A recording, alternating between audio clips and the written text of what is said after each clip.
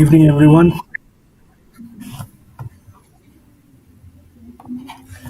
So we are all set for the start of this hopefully very exciting contest between CCI Team A versus CCI Team B in this evening T20 match. We can see the players are now taking their positions in the ground.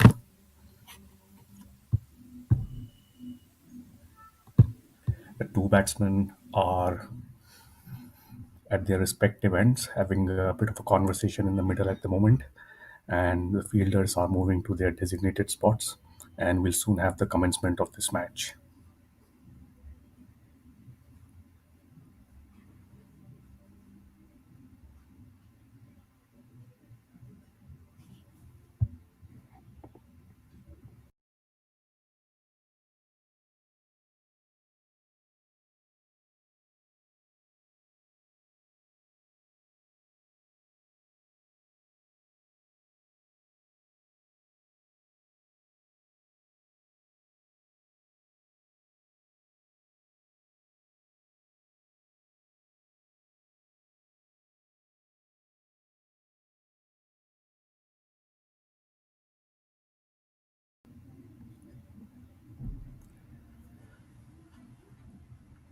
Winter means difficult times for Indians across the country, but when it comes to Mumbai, it's also the cricket season, so it's a great time for cricket fans, and the weather hopefully is not that difficult for both the viewers and the players. There might be dew later on, but that shouldn't affect the result of a T20 match played entirely under lights too much.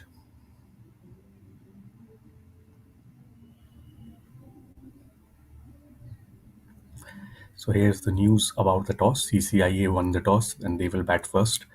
It's their two batsmen who have arrived in the middle and are currently waiting for the other team to come out and begin the match.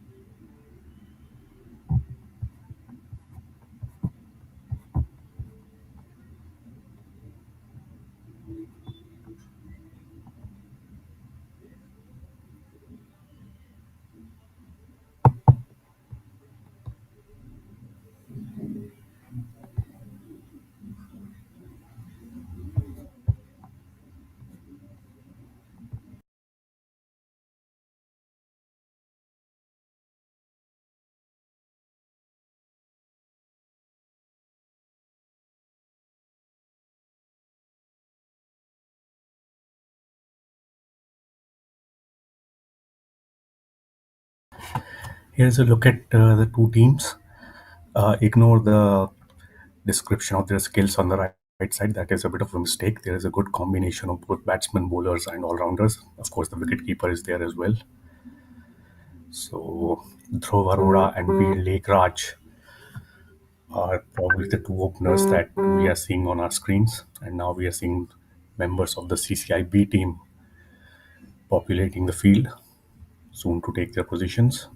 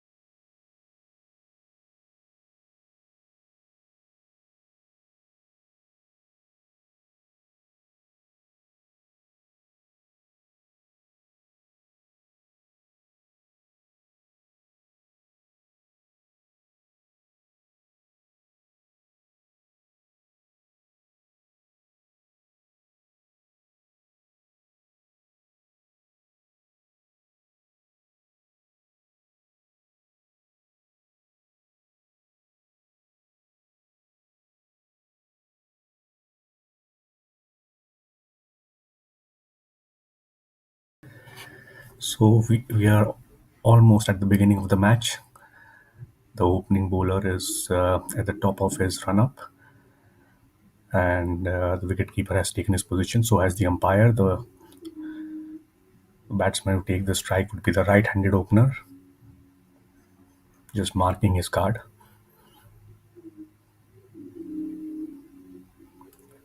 Dhruv Arora on strike for Team A. Veer Lekhraj at the non striker's end.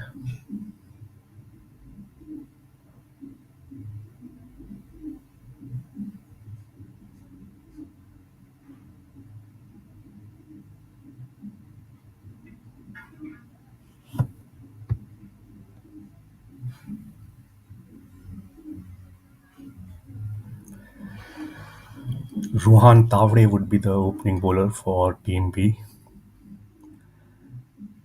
The wicketkeeper just helping place the fielders in their correct position. You can see a man moving from the offside to the leg side.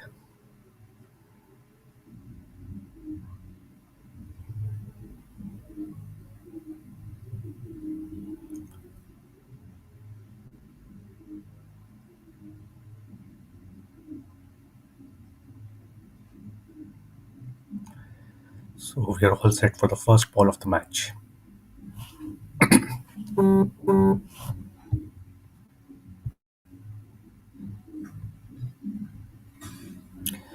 And it's a good shot to start the match by Arora, and he gets a boundary. So that's the best possible way, almost the best possible way to start off a match with a four, and that is a good sign for CCI Team A.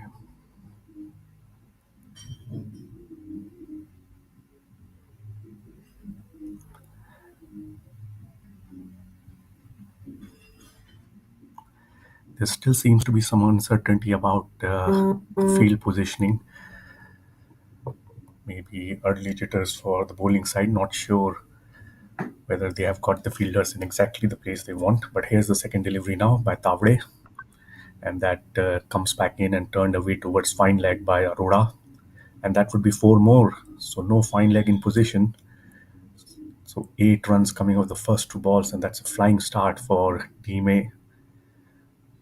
It was a nice shot. The delivery started around the middle stump, then came in towards the leg stump, and the batsman just casually turning it off the hips and easily picking up another boundary. A slip has been brought into position. Still, a lot of changes being made. So, Team B yet to fully settle down in their field placements and in their plans.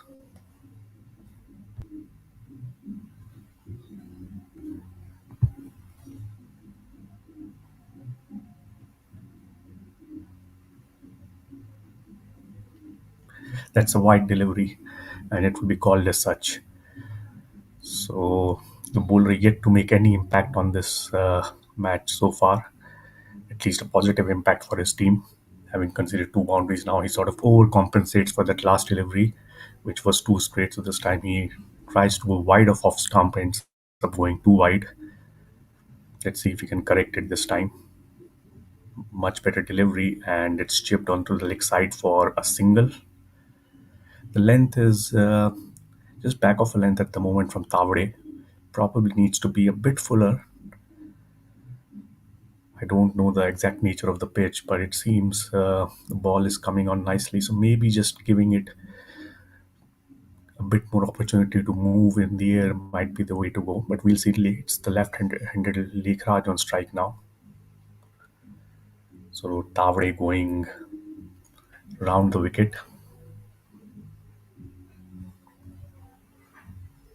That might be a wide as well. Now that's a problem that bowlers face when they have a right hand left hand batting combination. They have to change their lines, and sometimes it may not be that easy. Even though Tavade went round the wicket, couldn't quite get it in the area he wanted it to. So now he's going back over the wicket. Let's see if he can find the right line and length from this angle. It's a much better delivery this time, fuller in length. The ball is pushed into the offside, no chance of a run. So after five wayward deliveries, two of which were given as wide, we finally gets the ball in the right area or somewhat of a right area, and it's just a single conceded. But still, 12 runs of the first over, so early pressure on Team B.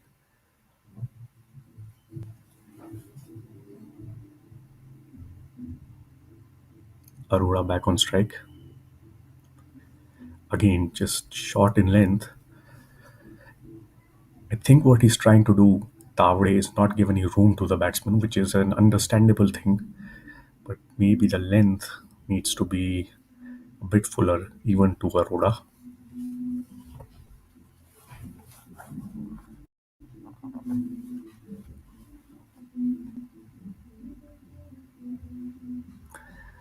And to make things worse, that was given as a no ball. So three extras in this over, and we are only done with the first four deliveries.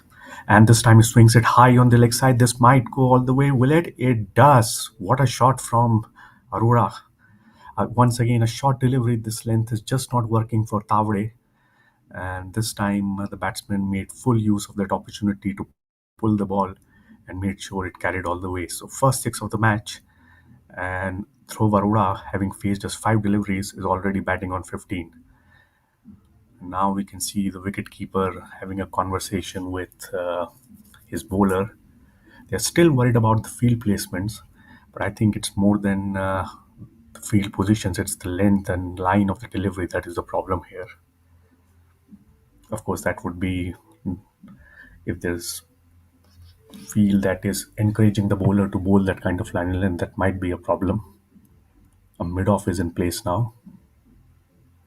Much better this time, fuller and around the off stump. So that's the end of the first over, a very expensive one. CCIA 19 without loss.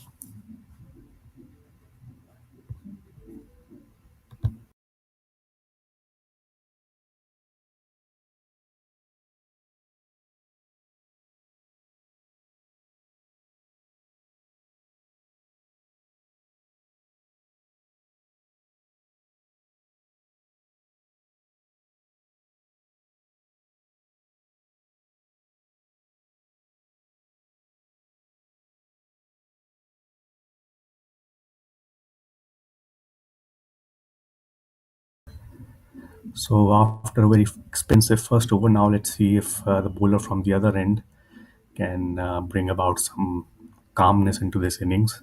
19 runs scored of the first six deliveries, first six official deliveries. Two wides and a no ball contributed to that. Two fours and a six in the first over. Wrong line and wrong length bowled by Ruhan Tavre in that over. And Lake Raj has been witnessing all that has been going on calmly from the other end. He has just faced one delivery, now taking guard for the second over. We'll see whether he also has a similar approach to his batting partner at the other end in this over. If he does get the same kind of length, he might also look to get some boundaries under his belt.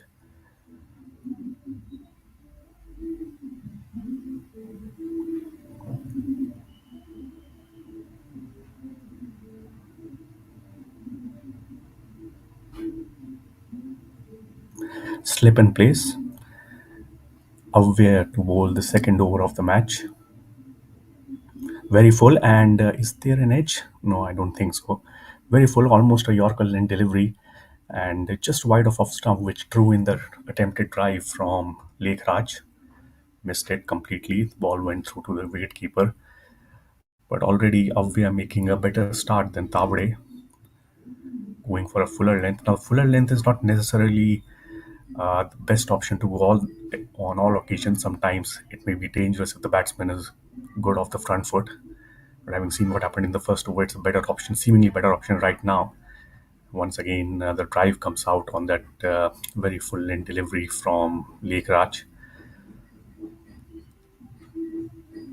Two dot balls to start the first over, which is a massive improvement compared to what happened in the previous over, where the first two deliveries went to the boundary rope.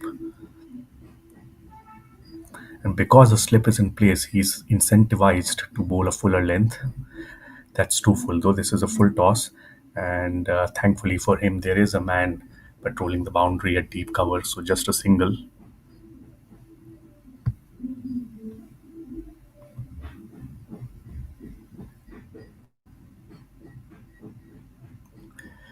Now it's going to be Arora to Arora, Avya Arora to throw Arora. It would be interesting to see if there's a slip in place for Dhruv as well. In fact, it looks like there will be one, though somewhat wide compared to the slip for the left-hander.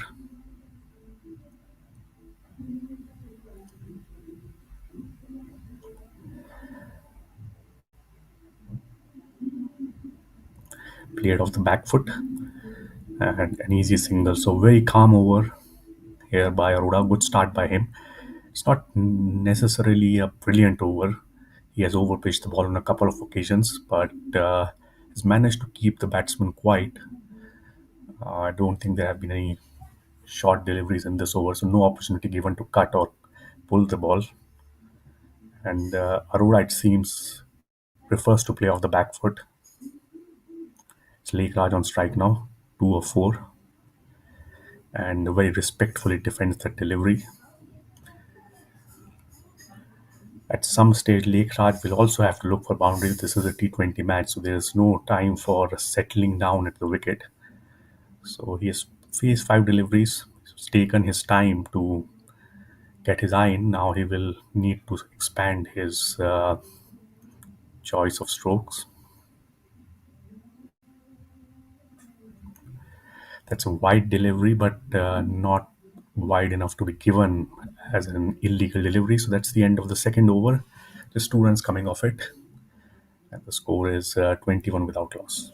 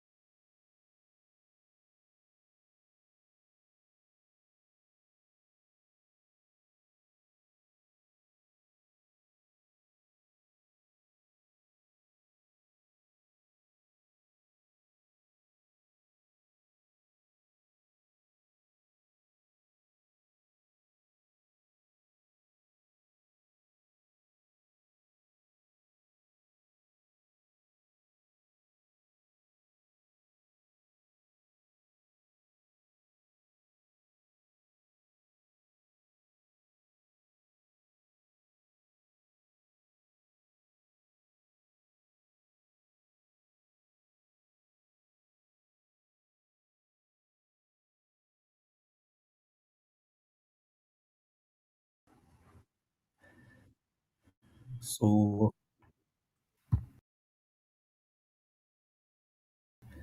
2 overs done. Good start for Team A, but that second over was comparatively lean. It's beginning of the third over, and the ball has been allowed to go through by the man at Gully. So that would be a 4. I think that was poor fielding on the part of the man positioned there. He could have stopped it if he had just put in a little bit more effort. Maybe using his foot to stop the ball would have sufficed. He let it go, and there was no second line of defense.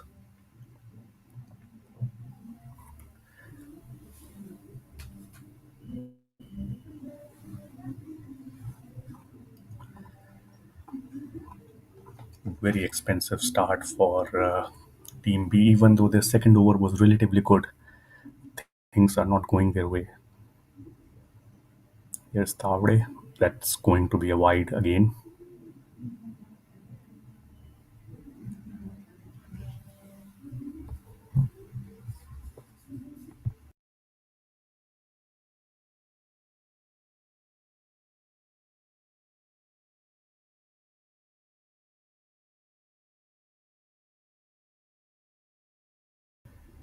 26 runs already scored in 2.1 overs, and 24 of them have been conceded by Tawade.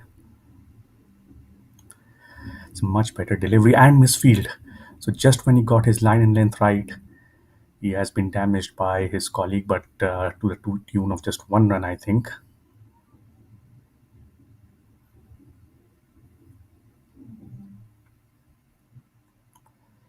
Now Lake Raj on strike, and while Arora has been playing his shots and getting runs easily, Lake Raj hasn't really hit his stride. I don't think he has struggled, it's just that he hasn't really exerted himself till now. So there would be some pressure on him to start playing a few expensive shots. Let's see what he does here. He's against a bowler who is struggling with his line and length, so he may take a few chances. That's a wide. This time it's down the leg side. It's a classic case of the bowler not able to adjust to the change of batsman. Left hand on strike, and it seems like he's now going to bowl round the wicket.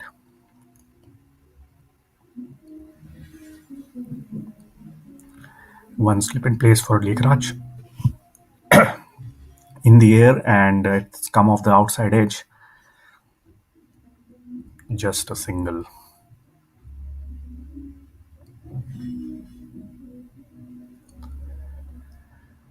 Mini victory for Tavde to force a somewhat of a fall shot from Veer Lekraj. But still, it's 29 without loss, which is not a very good situation for the bowling team to win. They need a wicket, and preferably of Arora.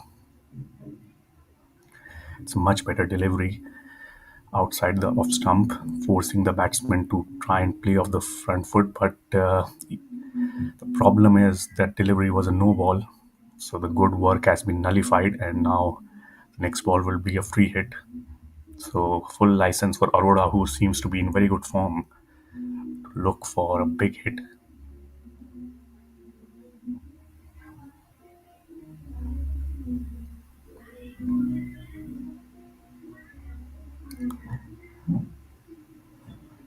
That's played. Oh, it's misfielded by the man at extra cover, and that's four more. So the free hit has cost the bowling side, but not in the way the batsman would have planned or the bowling side would have expected. Not the most convincing shot. It went straight to the man at extra cover, and if I'm not wrong, it's the same fielder who had that misfield at gully, which allowed for a boundary. So it's not just the bowler; it's the fielding. One particular fielder also who is having a tough time. We must remember that it's not instinctive for most people to be able to dive or slide. It's something that has to be learned. So I'm not going to be too critical of the person there. That last ball wasn't that short, but once again, Arora was on the back foot. His preferred mode of operation, play everything, play most of his shots of the back foot. So there is a cloud to try and pitch the ball up and see how he responds to that. This time it does come on the front foot, and it's just a gentle drive towards deep cover for a single.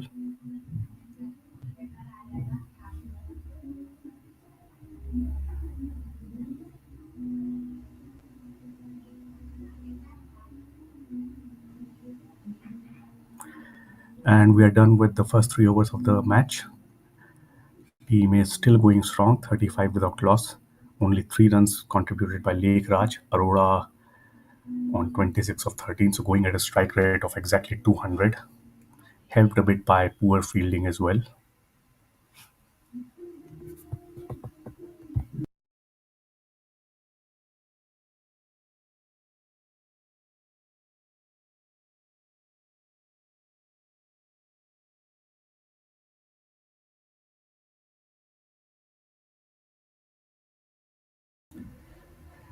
Good first over from Arora. Just conceded 2 runs. At least on paper, it was a good over. Now he'll be bowling to his namesake, Dhruv Arora. And once again, he will have a slip in position, which suggests that he's looking to pick up wickets, not just contain the batsman, which is a very admirable trait in any bowler in a T20 game.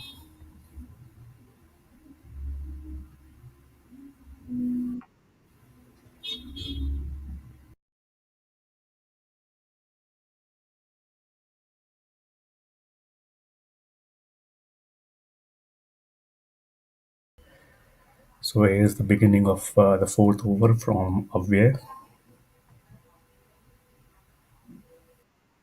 wide of the crease and punch down off the back foot to mid off. No run.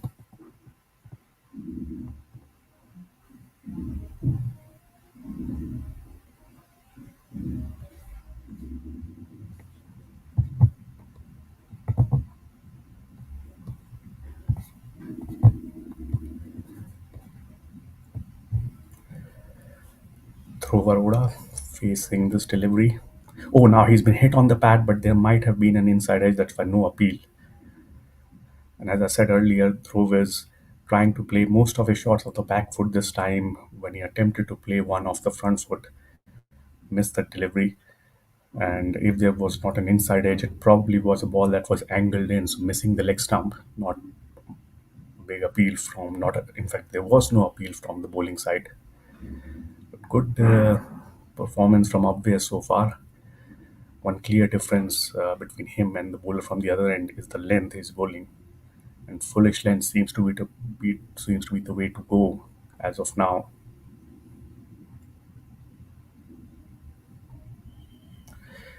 That is too full and too wide. In fact, I'm not sure the batsman has done the right thing by reaching out for that delivery. That would have been a wide free run. It's just a single. Veer is batting at a strike rate of 50, which is quite pedestrian for a T20 game. But he doesn't seem to be too flustered by it. That seems to be his natural style of play. He'll probably start playing a few more shots once he gets into his groove. That's not the case with Dhruv. And he lofts this ball down the ground and it lands safely. Bit of a misfield, but won't be too costly for the bowling team.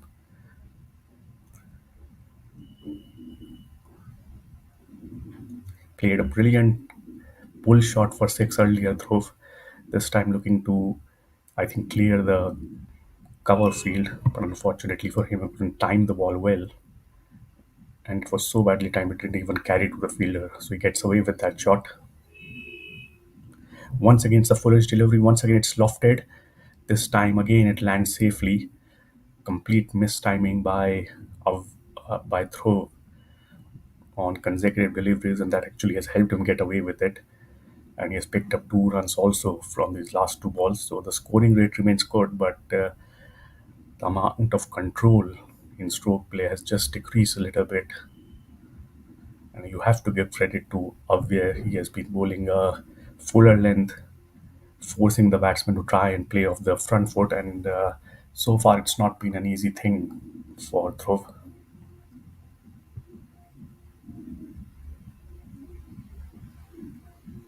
Very full, and the batsman is hit on the pad. Immediately, he says no to the non-striker Veer because he was also in a bit of pain. It seemed like so. That's the end of once again comparatively economical over. Just 6 runs coming off it. Four of them off a miscute of two most miscute shots. So it's 41 without loss after four. The run rate remains above 10 and over, but we are seeing contrasting performances from the two opening bowlers, and as a result, there's going to be a change in the bowling attack now.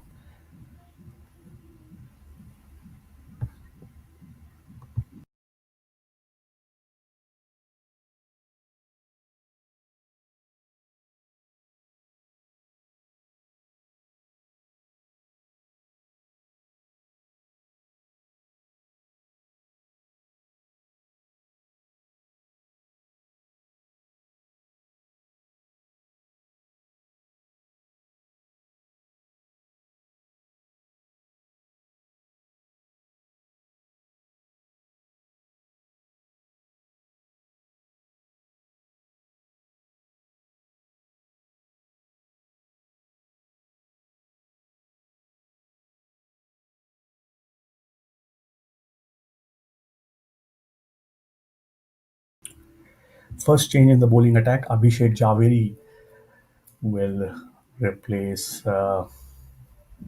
Ruhan, and it's going to be introduction of spin bowling. In fact, it's medium pace bowling.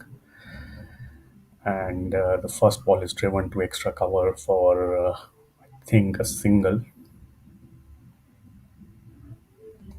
No, it was a dot ball. Very gentle medium pace from Abhishek. Once again, driven towards the extra cover region. Though this time the ball goes to mid off, and Veer gets off strike. So Dhruv once again will have an opportunity to make use of the fielding restrictions. We are in the first 6 overs of the match, of the innings.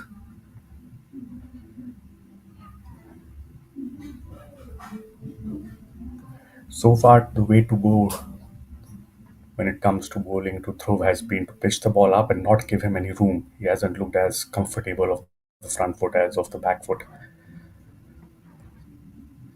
However, with less pace, let's see if he's able to overcome that weakness.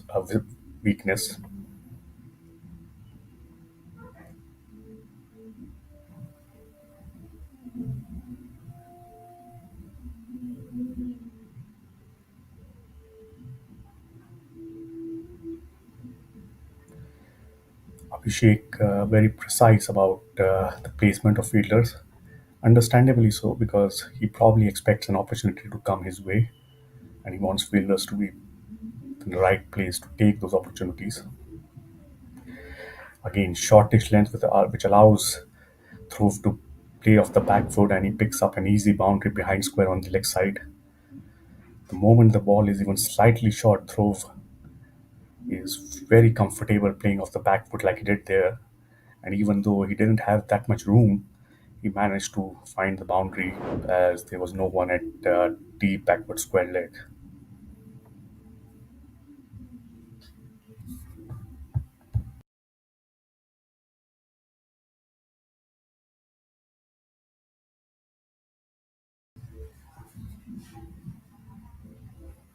Down the track comes Dhruv, and once again, that fielder at deep cover on the offside coming to good use.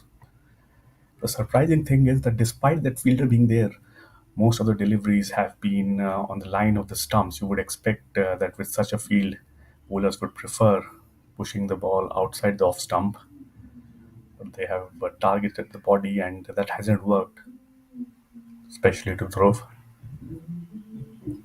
Now Veer has the focus on him, still batting at a strike rate of 50, something he needs to change.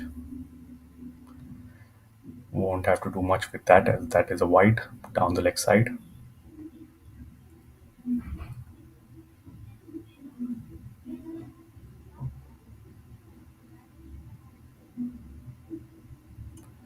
Clipped away on the leg side for at least one. They may look for the second run and will get it easily.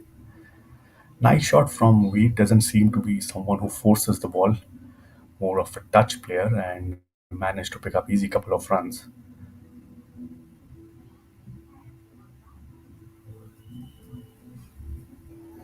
Change of angle for Abhishek, going around the wicket now, and the angle proves to be his undoing on this occasion, pushing the ball down the leg side for a wide.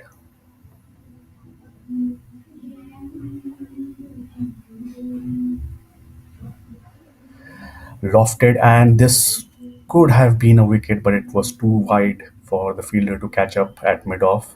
And in the end, it's a boundary. I don't think it was a fully controlled shot from Veer.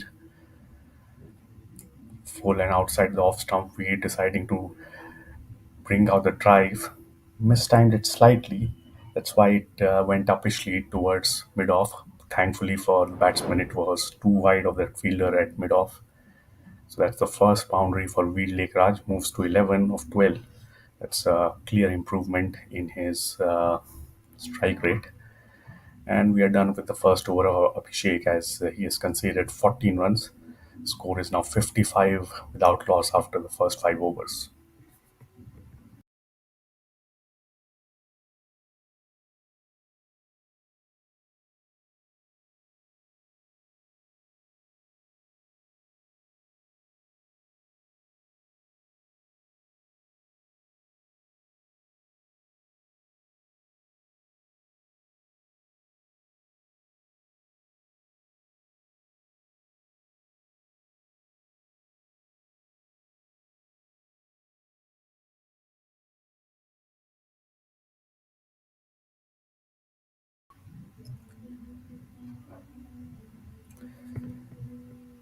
Aware, who has conceded just 7 runs of his first 2 overs, will be rewarded with a longer spell. So he has been asked to continue bowling from his end. This would be his third over.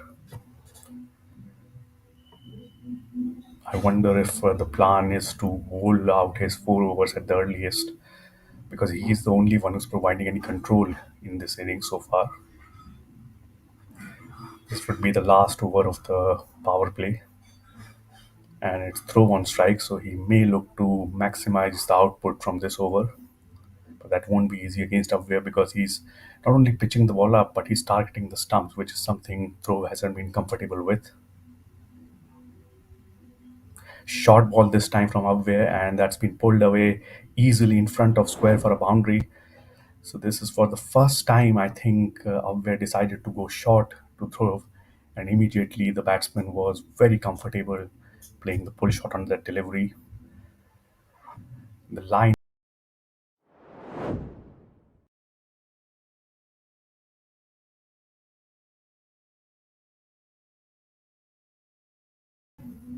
Throw, his charge continues.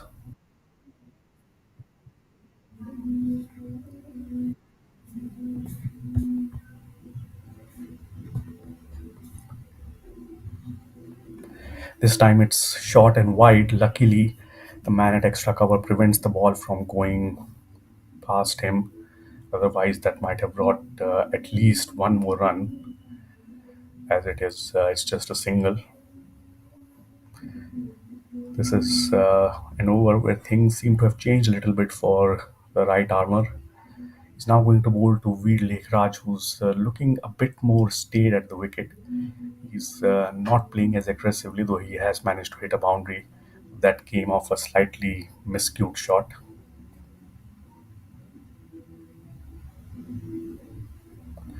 Beaten outside the off stump.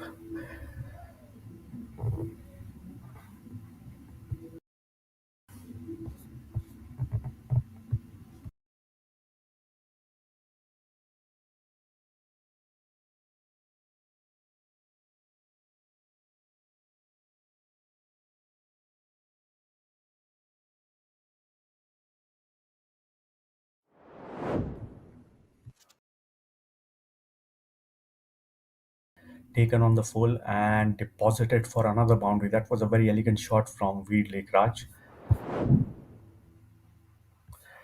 Thing about him is he's not a hard hitter. He likes to time the ball, and that was on display there. There was a man at deep cover, but the ball was too well timed for him. Two very contrasting batting styles on display. Throve being someone who likes to go after the bowling in an assertive way. Veer, more of an artist, relies more on timing. And suddenly, Avya, who had just conceded 7 runs of his first 2 overs, has now conceded nine of the first four deliveries of his third. So we might see him taken off the bowling attack next over.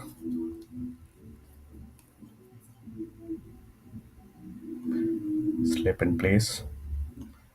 And almost a very good comeback from Avya.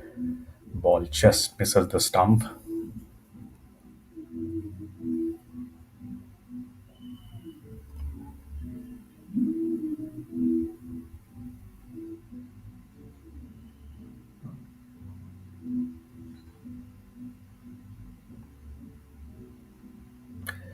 Throw already on 40, so he's approaching a half century. That would be a richly deserved half century. And we're starting to find his stride, goes for a quick single, and that ends the sixth over. So after the power play, the score is 65 without loss. And I don't think anyone would question me when I say that these first 6 overs have belonged to the batting side, team A. And bowling team now has a few decisions to make. They will persist with Abhishek Javeri, it seems. He is back on the bowling end with a bit more leeway in the field. Team B might just be able to contain the scoring a little bit, but usually we see in T20 cricket, if a side is batting well, They managed to find the boundaries even when the power play is over. It's not going to be easy for Team B from this point onwards unless they pick up a quick couple of wickets, which will completely change the momentum. Here is the bowling card. As you can see, Ruhan really struggling. Abhishek also not starting well. And Avya, his figures look very respectable, and they were looking even more respectable before his third over.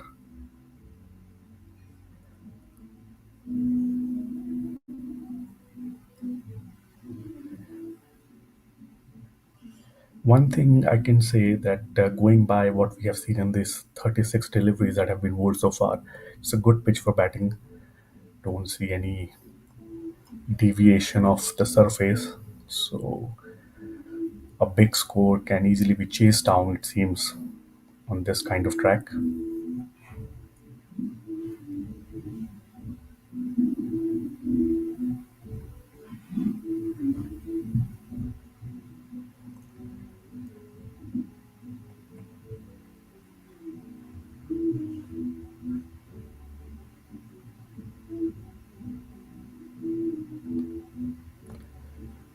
Abhishek just making a few adjustments to the field, and he will now go to Veer, who has gone from a strike rate of 50 to 100. Very elegant player, it seems.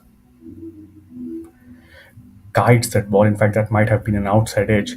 He was certainly looking to play that ball towards the third man region, but in the end, it may have gone finer than he expected. This was the four he hit in the last over, full toss outside the off stump. Not much feet movement, just guiding the ball through the offside for four. So on this occasion, I think luck favored him as well. Now here is the projected score.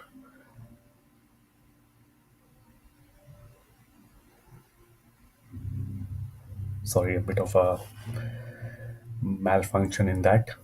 Certainly, 230 is not the projected score at this moment because the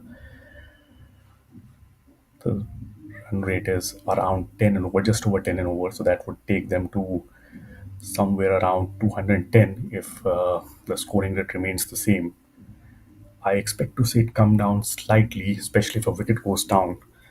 But you never know. The batsman coming in, maybe even more aggressive, maybe even better at stroke play.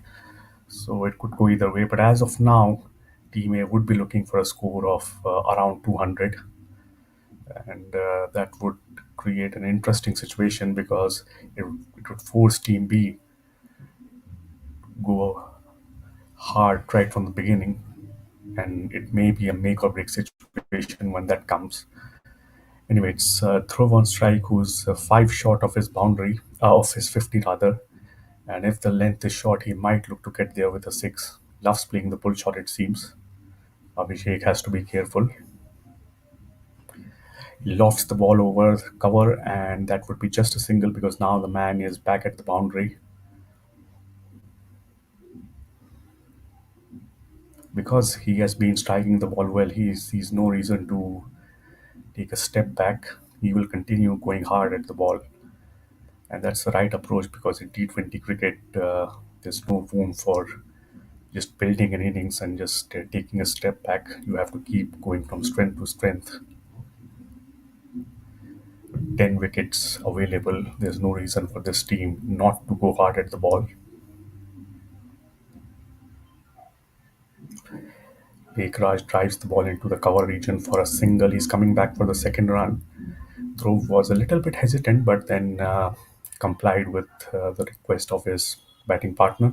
So, two easy runs taken. This partnership has really prospered well for Team A.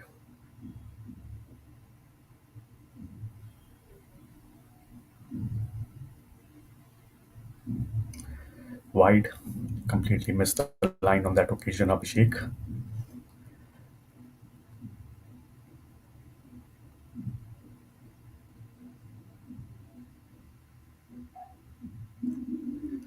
Not a bad delivery, just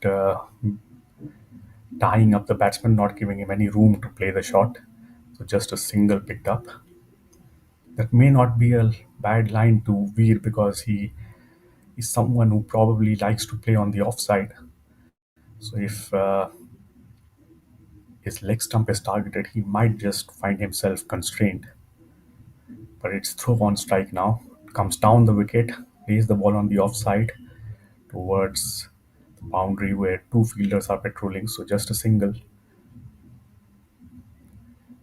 Now we are seeing a change of approach from Dhruv. From looking to stay on the back foot, he's now trying to advance and create some momentum of his own, especially against a bowler like Abhishek, who doesn't give any pace on his deliveries. And his second over is done. He's going at 12 in over, and team A managing to keep the run rate above 10, 76 without loss after 7.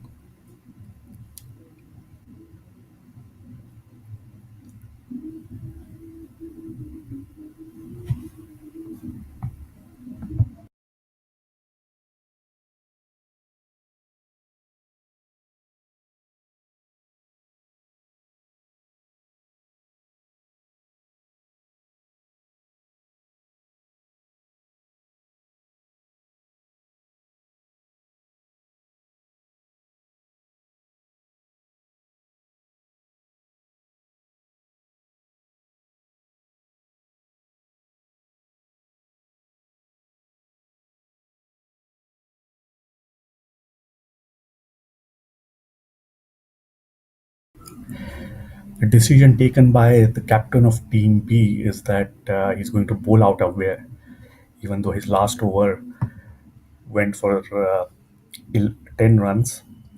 He thinks he's the best option in this situation, and understandably so. He's the only one who is keeping runs down to some extent. So why not bowl him out, and then this end will be opened up. So he will have to choose somebody else. But as of now, Avya would look to finish off his spell with respectable figures, which he has right now. No slip on this occasion for him. That's lofted. No, it hasn't gone too far. Once again, not hit with too much power while lofting the ball, but he managed to find the gap, and that's 4. This was the boundary hit in Avya's last over, a foolish delivery. He's bowling a full length, but on this occasion, Dhruv had an answer for that foolish length as well. And I think he has already reached his half century. It hasn't been updated, but I think he has now reached his 50, beaten good length by Abwehr, and the batsman I think was unsure whether to come forward or stay back, and I think just got caught in the middle.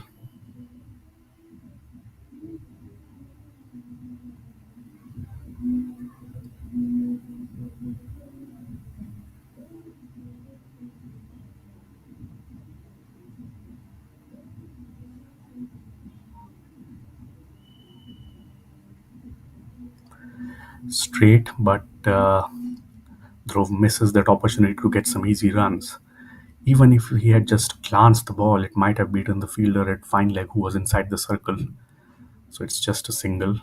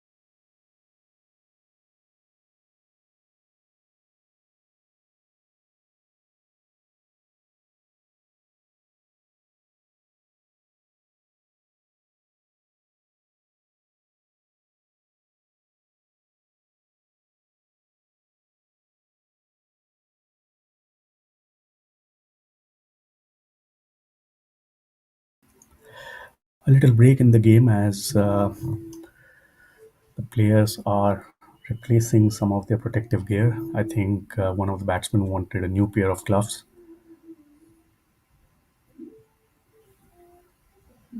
We'll be back shortly with the action after the issue is sorted out.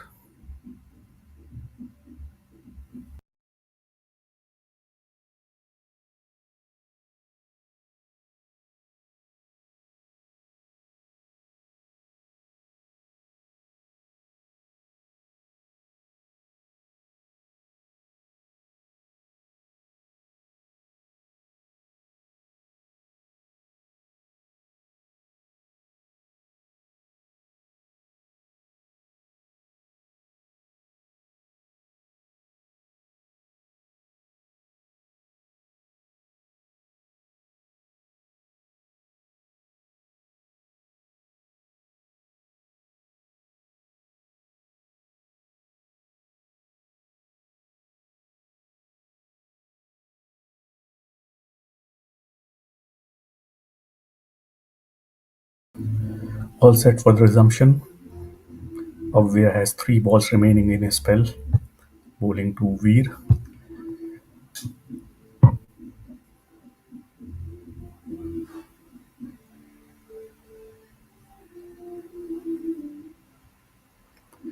Wide delivery, and it will be called wide. Though we tried to just do something with that delivery, maybe guide it towards towards short third man, but in the end, it was too wide for him to reach.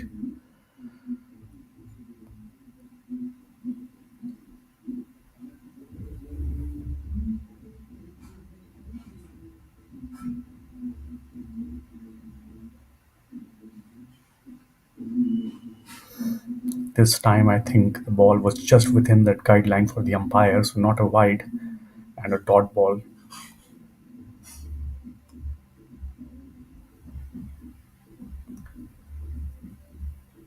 6 runs of this over, 2 dot balls in there, but 2 balls remaining, so it's still be an expensive over if Veer can get a boundary here.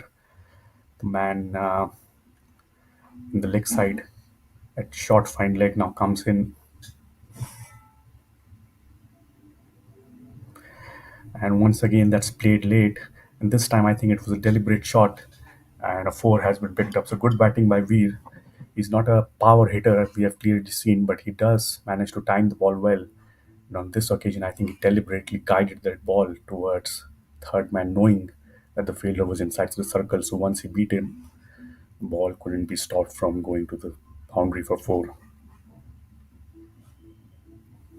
Expensive last over for Weir.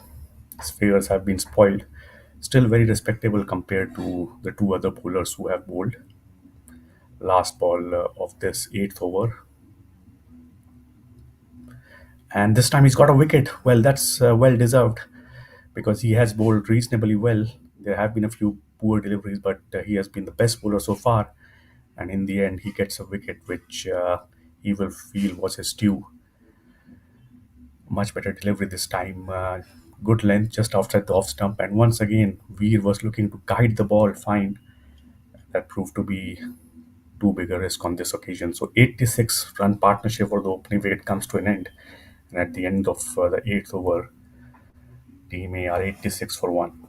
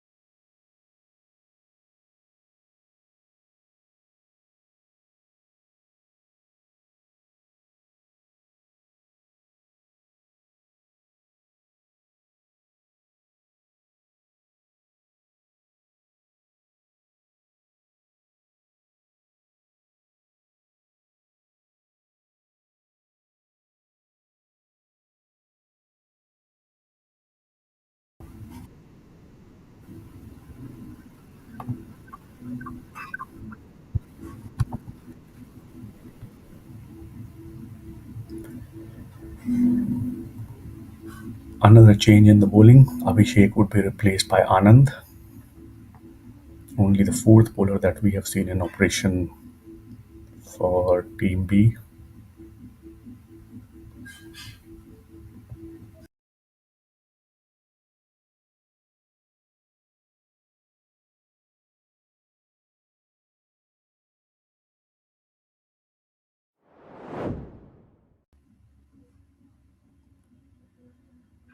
First ball from Anand, and Rehman easily goes onto the back foot and cuts that ball for his first run.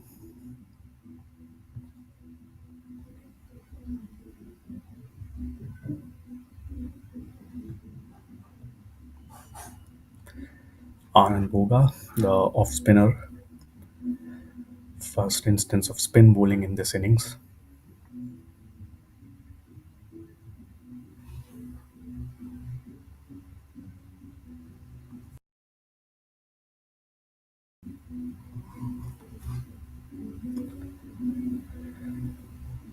Bit of flight in that delivery.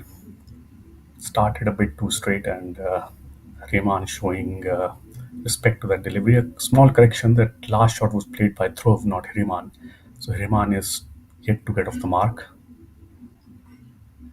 He will do so now with a punch down to long off.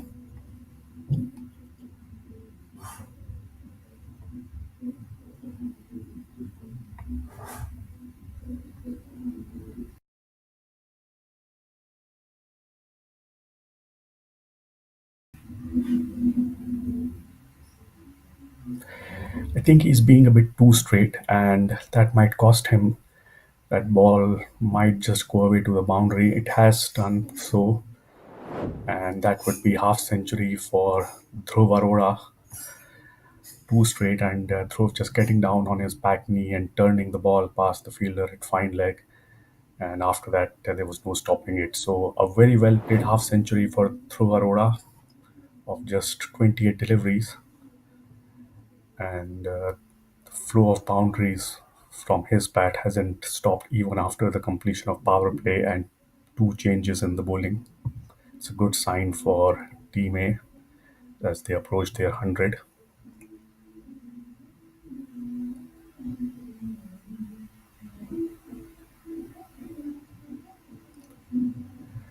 Cut away towards extra cover, straight to the fielder. Slightly unsure shot from Dhruv. I think he was not sure about the length, what to do, whether to play the cut shot or a drive. Just lobbed it in that direction. No chance of a run. Flighted delivery, and that smash down the ground, dead straight. And oh, it's been dropped. I thought the ball would comfortably carry over the ropes, but it didn't. And the fielder at long on came around and almost took a very good catch. Let's have a look at that again. The ball stayed in the air for quite some time. That allowed the fielder to come close to it, and in the end, putting in the slide, but not able to hold on to the ball. And as a result, thrower Aurora gets a life. That's the end of the ninth over. We are almost done with half of this innings, and the score is a very encouraging 94 for 1 for Team A.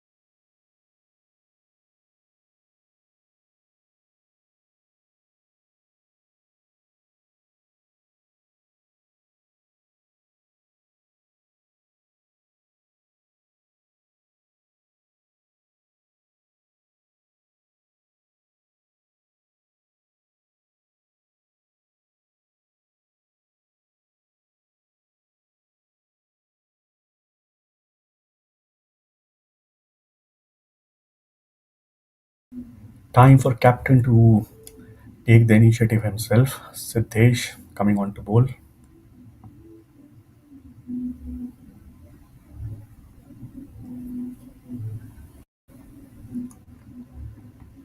The question is, can they get through out? Because the way he's going, He doesn't look infallible. He has played a few miscued shots, was dropped in the last over, but if he continues batting like this, the score will be very high. That will be a wide.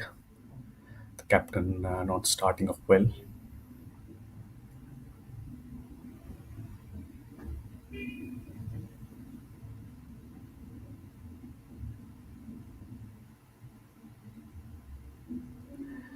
That could have been a wide as well, but the batsman decided to take the initiative. Will pick up a single. Rehman gives the strike back to the man in form, Dhruv.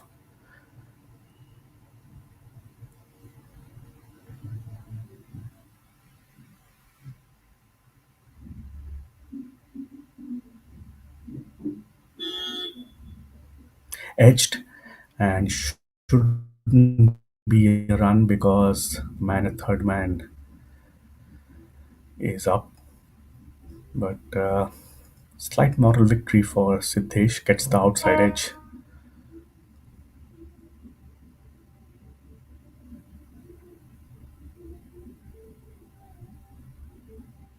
Slog sweep comes out, played down the ground, and it's dropped again. And the fielder's footwear has come off. So the second dropped catch for Dhruv in 2 overs. This was the dropped catch in the last over.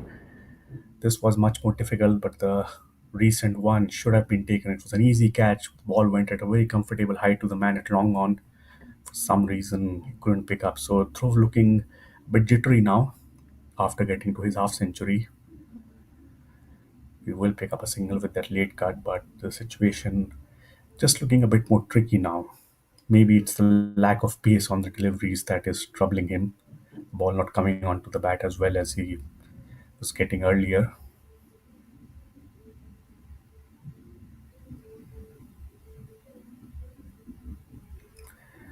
Yes, I'm not sure this line and length from Siddesh has been that good.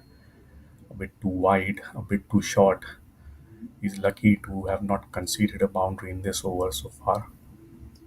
Now, that's not a bad shot, but I think the impact may have been outside the off stump. So, this over where there was a dropped catch and an outside edge brought about just 4 runs, and we are done with 10 overs. The score remains 98 for 1.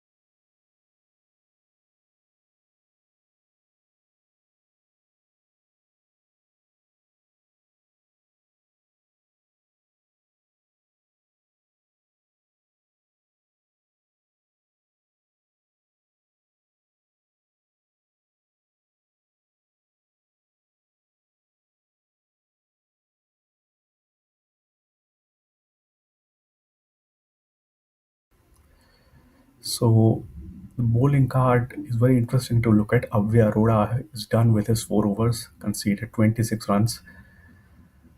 His figures on the whole respectable, though the last couple of overs were a bit more expensive than the first two. Anand Boga conceding 8 runs in the only over that he bowled, and Aroskar, the captain, coming into bowl in the last over and conceding just 4 runs. So things starting to look a little bit more calm, but the run rate is still very good, and 200 is still a score which team A would be looking to target. Drinks being taken, so we have a halt in play. And as teams take the refreshments, we'll take a small break from commentary, but the action will continue soon after.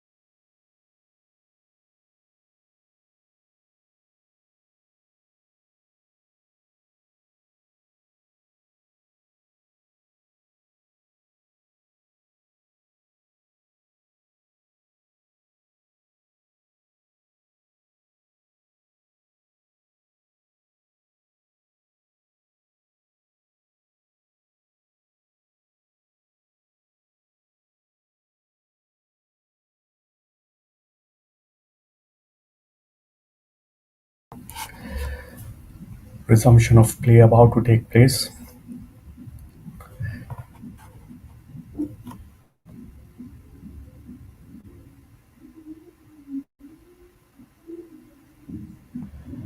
Anand will bowl his second over.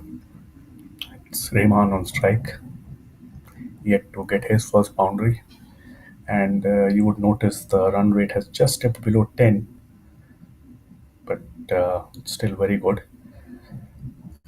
However, in a T20 game, it could be sometimes difficult for a team to maintain their high scoring rate if the set batsman is not able to push on. And we are seeing Throw Varora struggle a bit in the last couple of overs, and that may cause some problems. So, it may not be a bad thing if he gets out right now. It will allow a new batsman to come in.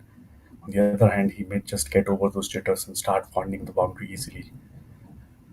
Either of those possibilities can transpire.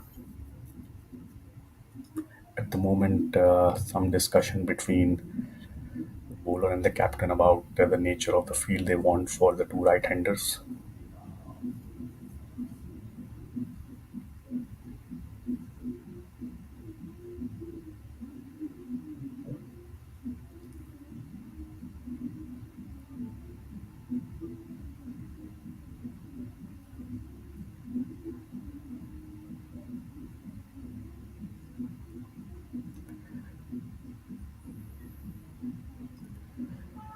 Punch down the ground of the back foot for an easy single, and they have completed a couple of runs. I think the fielder should have been a bit more alert. He probably thought they would just take a single, and the batsman saw that opportunity and quickly capitalized on it. Two runs taken where there should have been just one.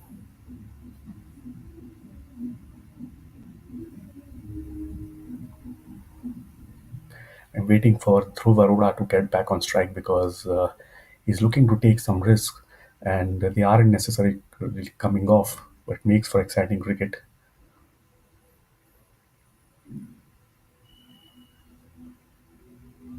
And I do get my wish because Dhruv is on strike now. Most probably he will look to play a slog sweep, hitting with the spin,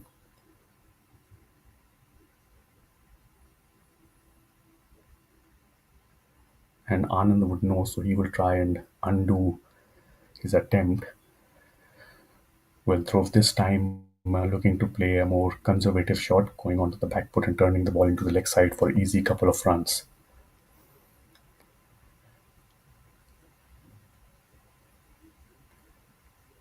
Meanwhile, the 100 is up for Team A, just taken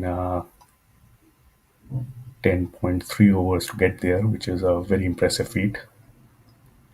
Now that's lofted over the offside, and it's not going to bring. Oh, misfield, and it almost cost two extra runs to bowling side. Fielding hasn't necessarily been very good.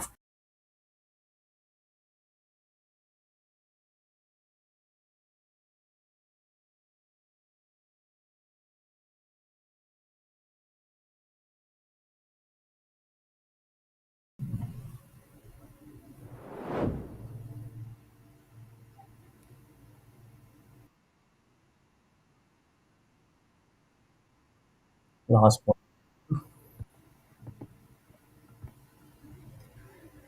that's not going to be the last ball of the over because it's a wide.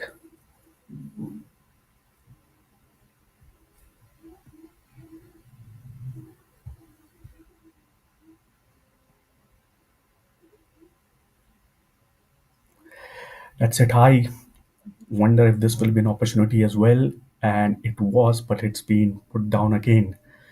So this is the third lucky escape that Dhruv has had, and he continues to live on the edge and survive.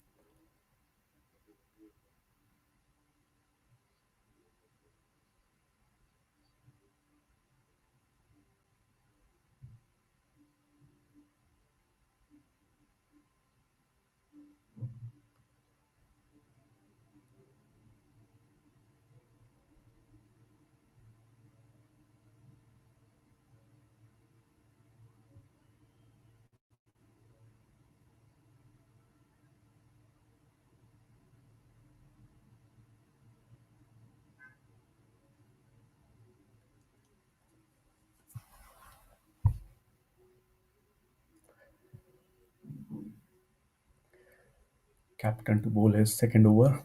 He's got the third man inside the circle. First ball is just within the guideline, not a wide, left alone by Rehman.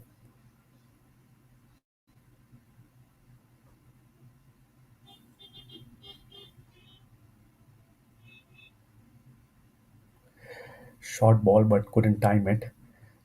Came on too slow for the batsman. And that seems to be the problem with this wicket now. The ball is not coming on. I think that may just be the pace of the bowlers more than anything to do with the pitch. And that is just causing some difficulty to both the batsmen, including to throw, who has been dropped three times now. I think he's just not able to time the ball as well as he would have wanted to.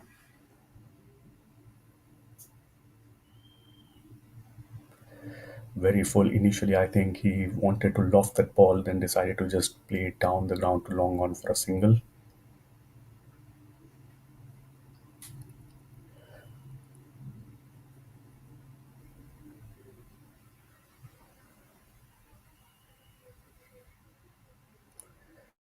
Almost a Yorker line delivery. He likes to flight the ball, Siddesh.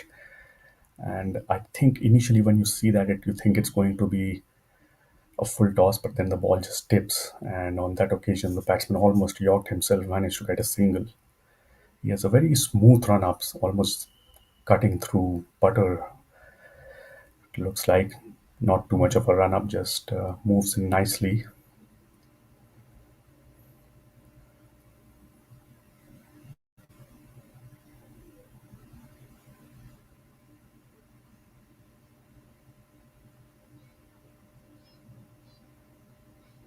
Once again, very full, couldn't get down in time. So it would be one easy run, maybe even two, and maybe even a boundary. And it is a boundary, I think. Another instance of a misfield from Team B, which has been the story of the match in some ways. Three dropped catches at least that I can remember. And this, I think, is the third time a misfield has allowed the ball to go across the boundary line. We're done with 12 overs, the run rate just under 10. But with wickets in hand, you won't bet against Team A scoring 200 by the time they get to the end of the match, end of the innings rather.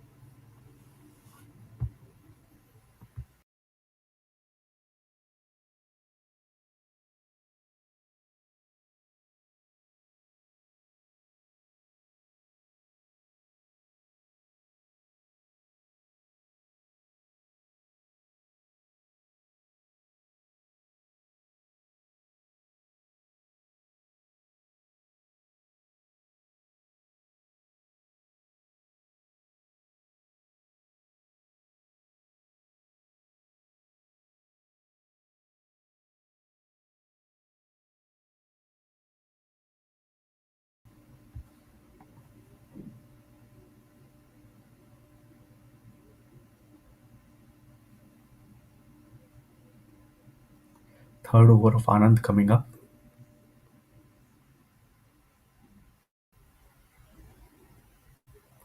Short ball, but instead of playing a cut towards square of the wicket, he decides to play it down the ground. Throw gets a single.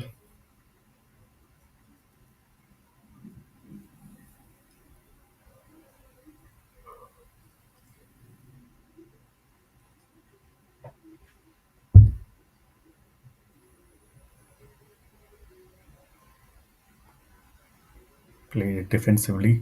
The non-striker was actually thinking of a run, even took a few steps up the wicket before being sent back.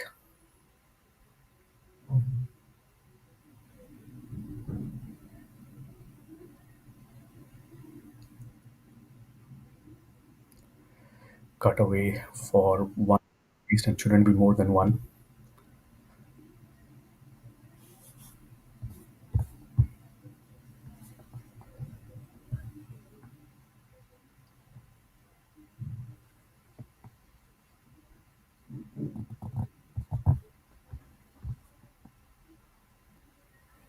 Fuller length from Anand, and once again the fielder hesitant to dive or slide. As a result, there would be a second run picked up. Much calmer the proceedings now. We're not seeing that many boundaries. And once again, I would attribute it to lack of pace, which seems to be the way to go in this match. And that strategy might well be adopted by Team A when they come on to bowl.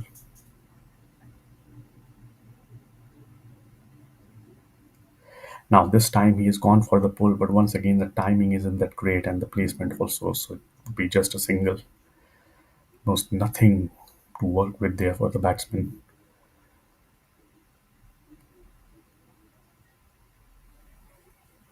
Last ball of the 13th over coming up. Played back to the bowler who does well. And that's the end of an economical over. 5 runs coming off it.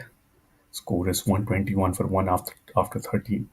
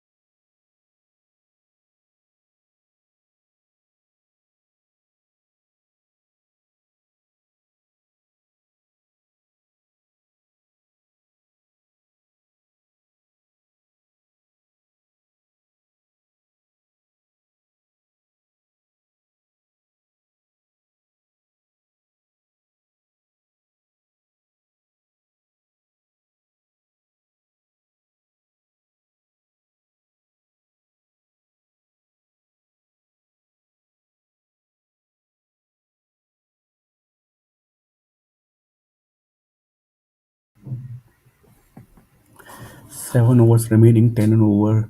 70 runs from here on would take Team A to 191, but they would be looking for a higher run rate than that, and that boundary will help.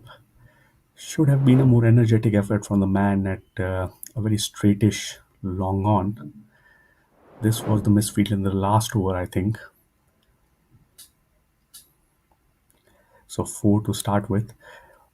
And just before that boundary was struck, I was about to say that the way the ball is not coming on, it might not be that easy to sustain a 10 and over run rate. But then that boundary came and just belied me. Let's see if that continues.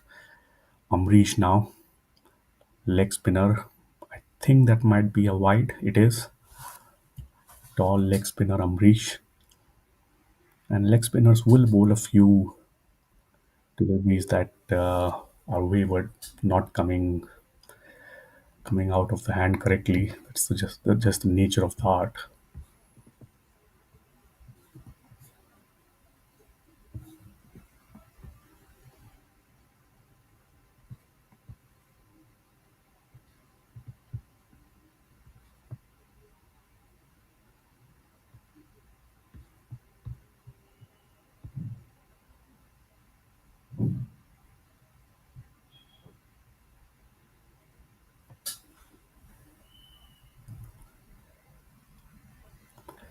and that's taken an inside edge and might just run away to the boundary.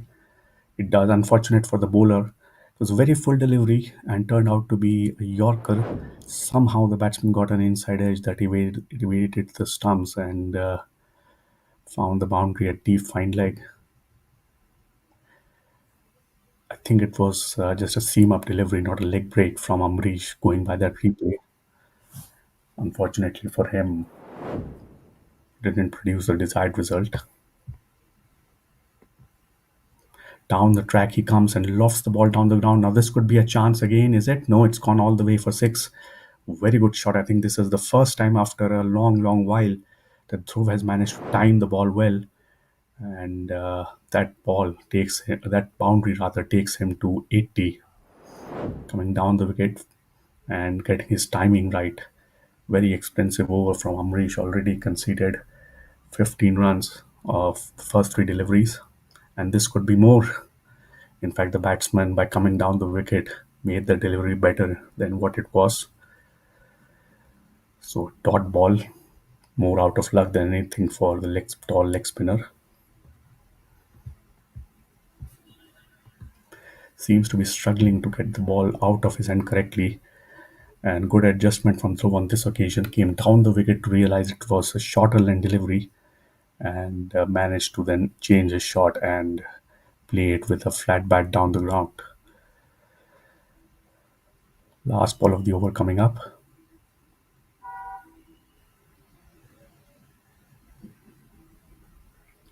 Once again, it's hit down the ground. Now, will this be a catch? No, it's six more. Brilliant hitting from Throw. He's back in full form now. Those jitters in the middle overs where he was dropped thrice are gone, and he's playing the ball beautifully. Lot of flight in that delivery, lot of loop, but the footwork from Throve made sure that he managed to get to the ball on the half volley and then deposit it over the ropes for six.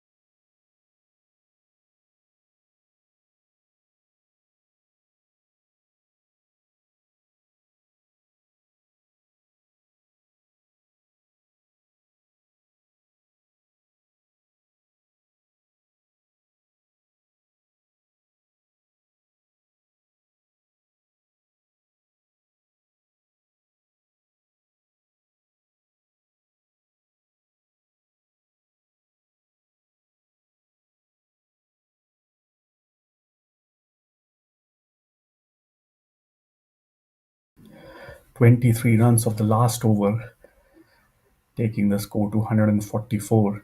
Another change in bowling. Monik Monik Mehta coming into the attack.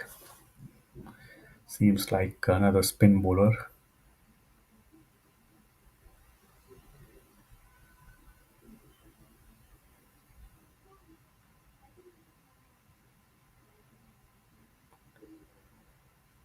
My God, went very high, and that delivery rightfully has been put away for boundary. Initially, from the angle that I was looking at, the same angle that you all are looking at, it seemed like it would be a full toss, but then the ball tipped and turned out to be a short ball in the end, as loose a delivery as it can be, and Rehman doing well to take full toll of that ball. Just about to reach 150 team A, and it seems like Team B will have to chase a score in excess of 200 the way things are going. They're running out of options as well, Team B, with their bowling changes. very, very slow. Monik Mehta's delivery, easy couple of runs. This time the batsman didn't really hit hard. That delivery just tapped that onto the leg side of the back foot. And he has so much time, he can think about all the options and then execute the one that seems most likely. It's in the air and taken. And that's an unexpected wicket from an unexpected bowler. So the second wicket goes down at an odd time for Team A. This, by the way, was a six hit in the last over, but we have just seen a wicket gone down. It's Rehman, who would be very disappointed by what he has done there. It was once again a very slow delivery, so slow that he could have thought of two shots and executed it in that time. In the end, just managed to lob it up in the air to be taken easily at point. 150 is up, but two wickets have been lost. Importantly, though, for Team A, Dhruv Arora is still out there, and he will be joined by the new batsman.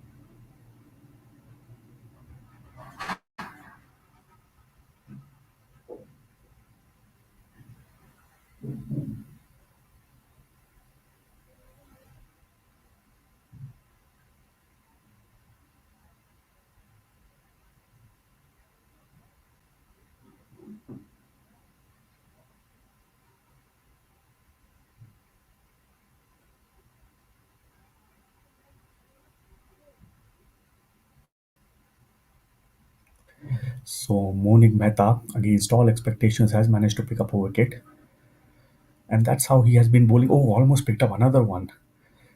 I mean, he's troubling the batsman because of how slow he's bowling. He's bowling so slow that batsman just has too much time to think about what to do. It's a game of patience now.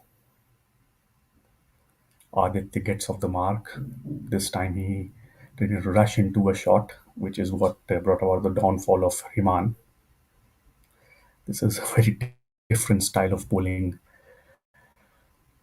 where you just lob the ball up in the air for such a long time the batsman can tie himself up in knots.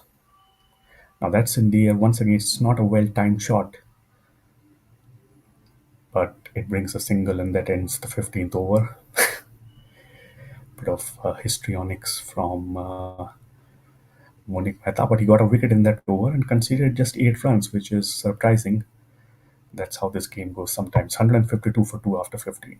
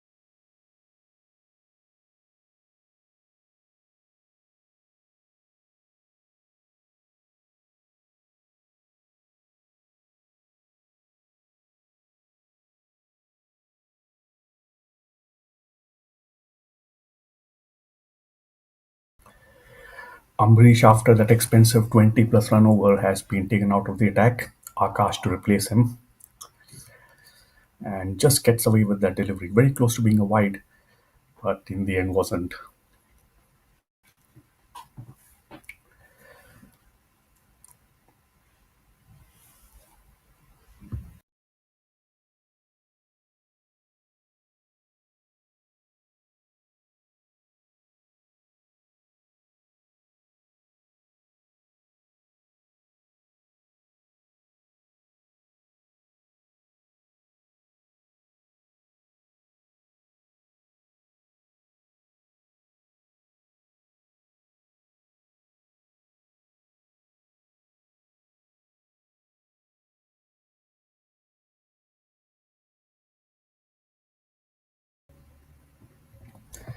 So one big hit away from his 100 now through Varora.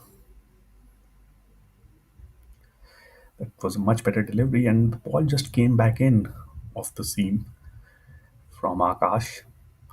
So interesting over so far. Two dot balls with a six, and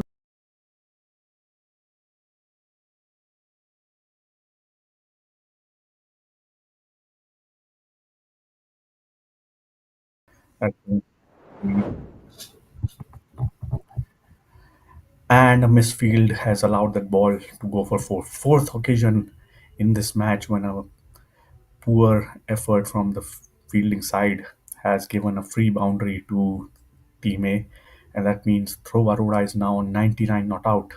Should have been on 96 not out. If well, at best he should have been at 97, but now he's on 99, and he may complete his 100 of this very next delivery. That should be his 100, and it will be 100 for Throw Arora.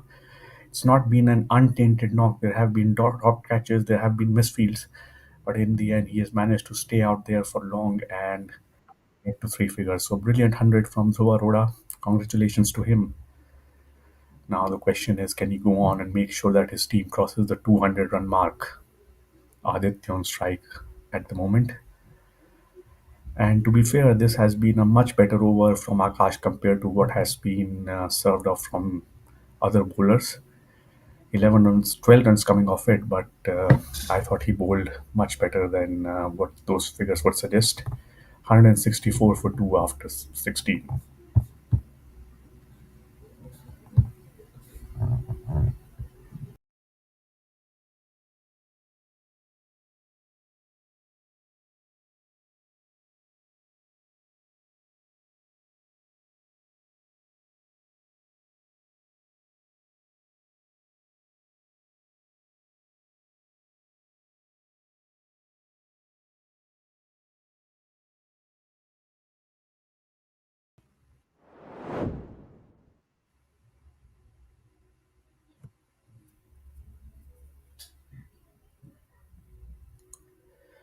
So Dhruv Arora has completed his 100. We haven't seen any other batsman get to 50, but there have been sizable contributions from the other three batsmen who have batted. Now, in the last 4 overs, I don't think it would be an exaggeration to say that 50 runs can come from the last 4 overs with 8 wickets in hand. Especially that Throw is now striking the ball really well once again after the period in the middle where he had some miscues, which he managed to get away with due to bad fielding. Morning Mehta to continue, and the challenge is for the batsman whether they can get used to the extreme slowness of the pace of his deliveries.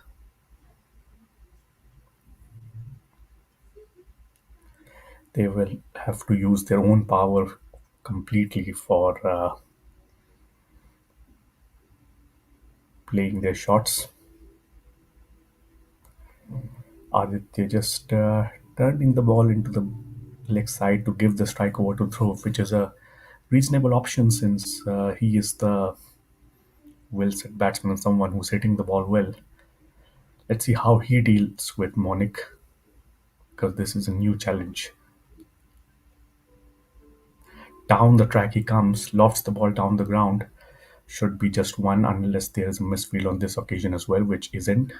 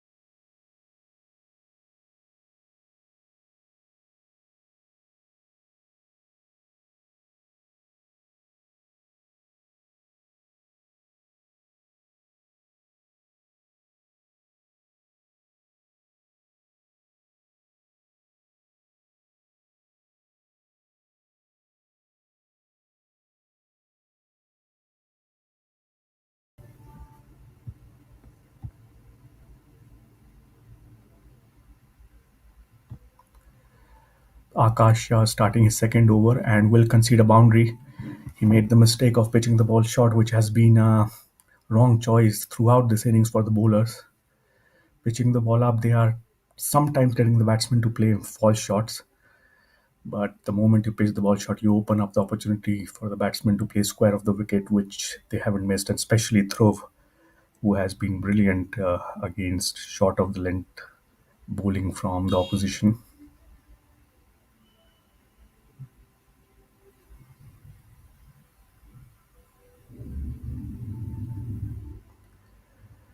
This time he changes his length and gets a dot delivery, dot ball for that effort.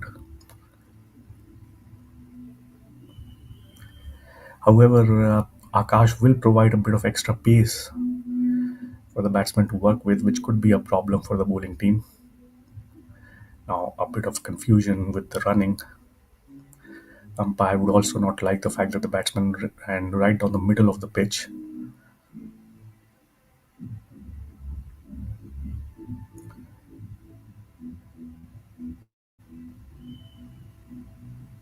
Bowled him. So, a wicket for Akash, and to be fair, he has bowled much better than most other bowlers in his team. He is getting the ball to move just a bit off the surface and also bowling a good length where the batsman is not sure what to do. So, he gets a deserved wicket, and it's third wicket down for Team A.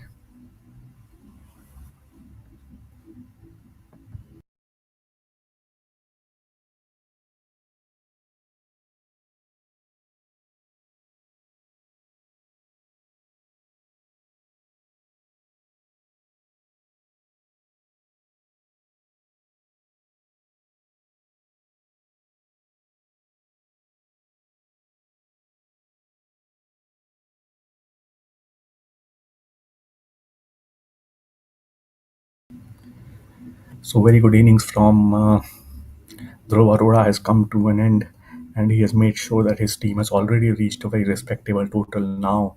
In these remaining 14 deliveries, they would be looking to turn it into a nearly unchaseable one. Though on this pitch, the bowlers, what they have to do, it seems like, is to take away all the pace. That might be the strategy for the batting team when they try to defend the target. Here's an opportunity, or what seemed like an opportunity, but the ball landed safely for Mithun. Now, the way things stand, Akash is going to end up bowling just 3 overs, and I think that has been a tactical mistake. He has been, for me, the best bowler of all those who have bowled in this innings. Should have been brought in earlier, should have probably been given the new ball. That short ball is pulled away, should be a single. And once again, it was almost a misfield that cost the team a boundary. Luckily for the fielder there, the ball hit his leg and stopped. Otherwise, that might have run away for four as well. So, end of the 18th over, it's 176 for three, and we have 2 overs remaining in this innings.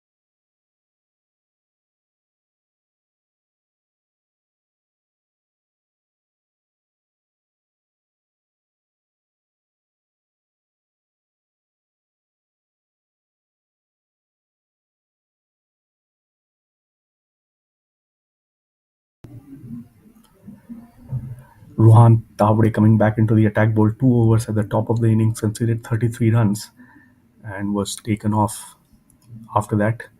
Now this will be his last over. Let's see if he can make any improvements to his figures. A wicket wouldn't hurt, but even if he can keep the scoring to less than 10, it would be a decent effort.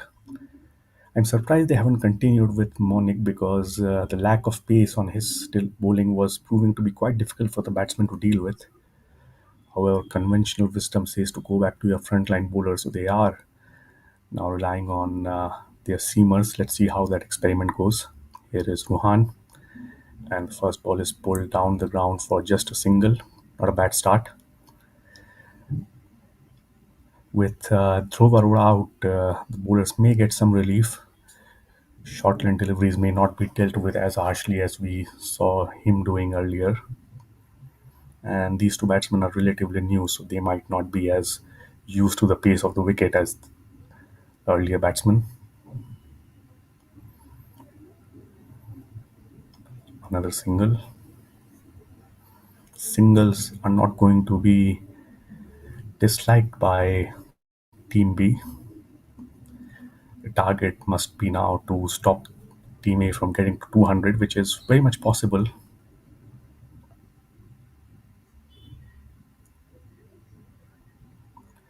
Lofted. It hasn't gone too far, but it's not gone far at all. Didn't even carry to the fielder, and because of that, it will allow for a second run. We are into the last 10 deliveries of this innings, 9 remaining, 180 for 3. So the race to 200 is on now. That's the mini battle being contested. At least a couple of boundaries are needed in these last 9 deliveries if they want to get to 200. This should be just a single, I think. In fact, it's 4. It didn't look like the best time shot, but there was a wide gap, it seems, between long on and I'm guessing deep backward square leg. And once the ball went into that gap, there was no one who could come around in time to stop the ball. So that's one of the boundaries they need to get to 200.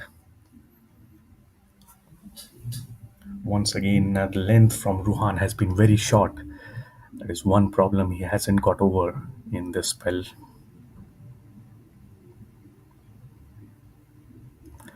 Once again, Mithun backing away, pulling the ball in that gap. On this occasion, there is a fielder to stop the boundary, but 2 runs would be added.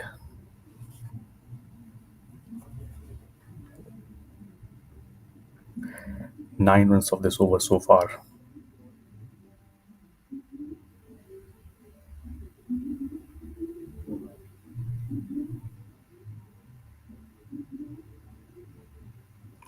Lofted again. Will this be taken? No, it will go for 4. In fact, there was no long on in place, so the score moves on to 190 now, and with 1 over to go, team A need just 10 runs to get to 200.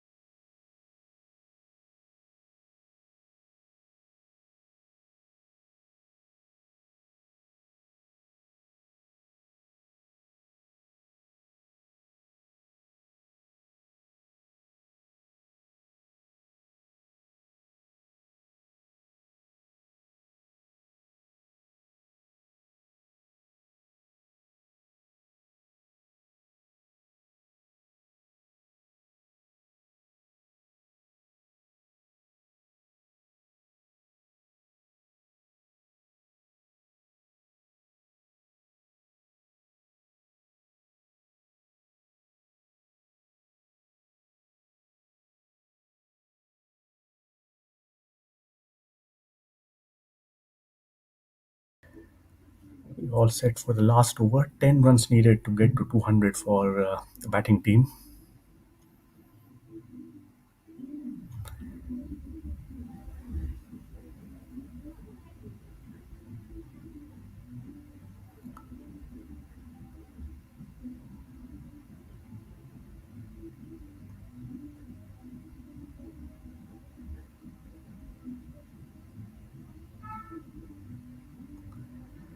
Anand to bowl the last over.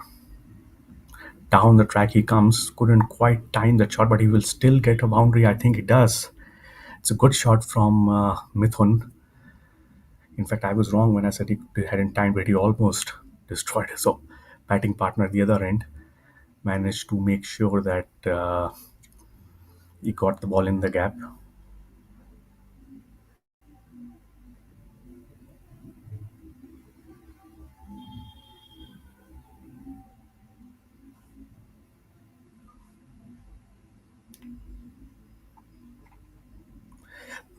Once again, he plays that well, almost out of his reach. But on this occasion, the long on fielder is quite straight, so prevents the boundary. That brings Karan on strike. These two batsmen have done well to sustain the momentum in the innings towards the last few overs, including against a spinner like Anand. Pulled away off the back foot for another single.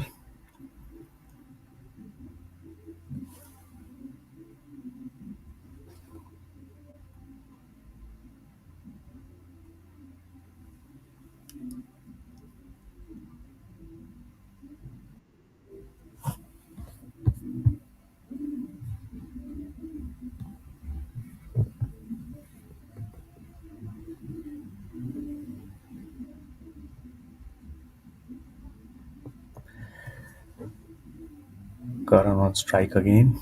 Sorry, Mithun, I think, and this time he couldn't quite find the timing that he was looking for. Gets a single.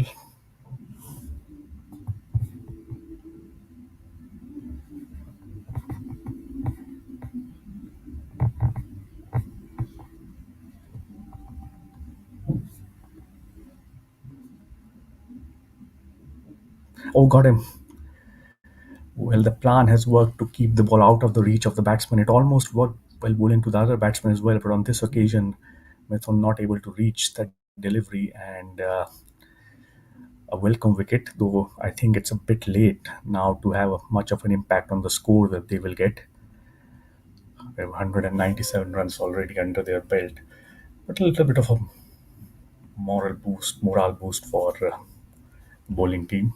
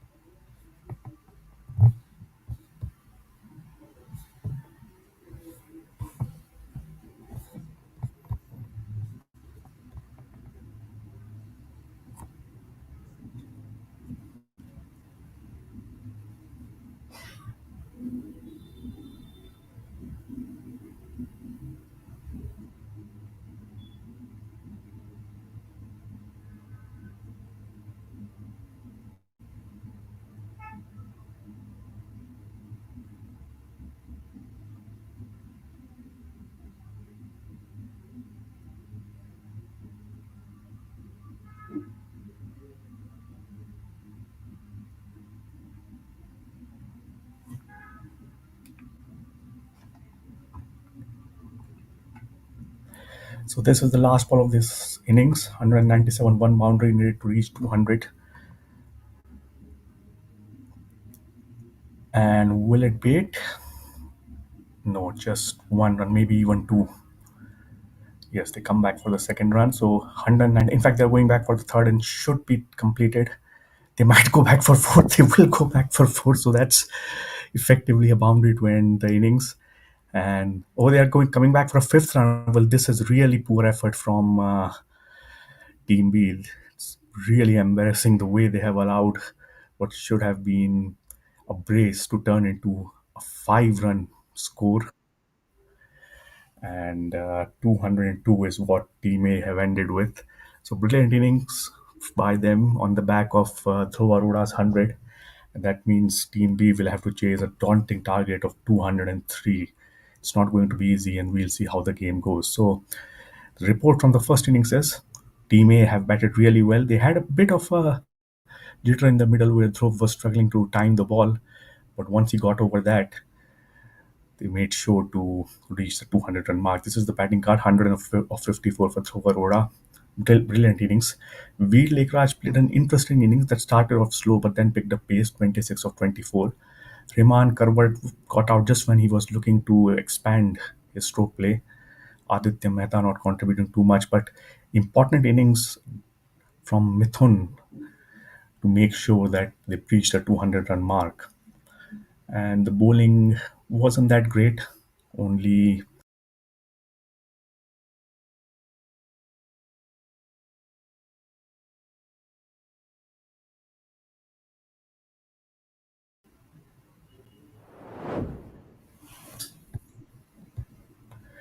Akash, who should have bowled 4 overs, but he had to settle for 3. So that's the end of the first innings, and we'll be back with the second innings to see Team B can mount a serious challenge to a target given to them by Team A.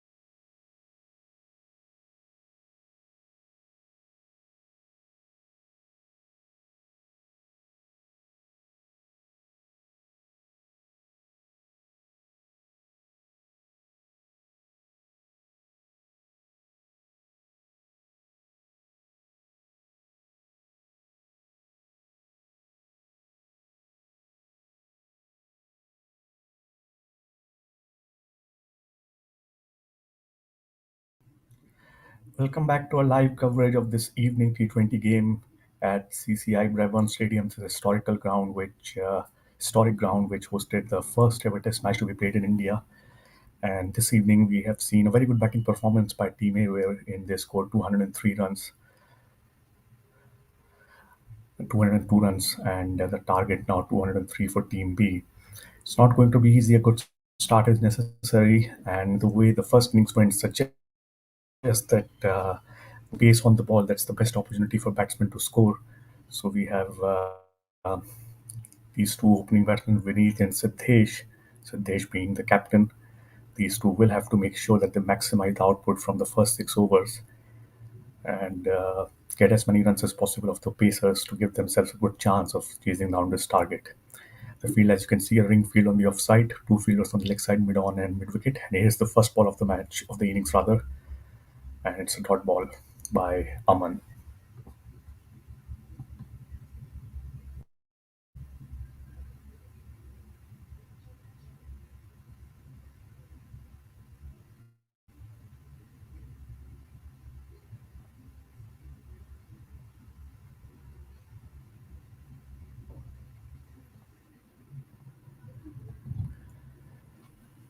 Beneath on strike, slip in place.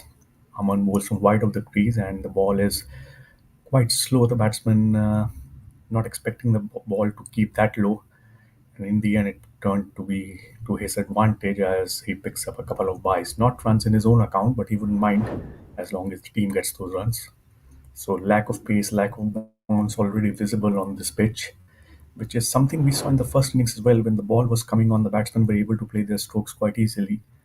Once the pace was taken off bowling, that's when the problems arose for the batting team. Now the slip comes in a little bit.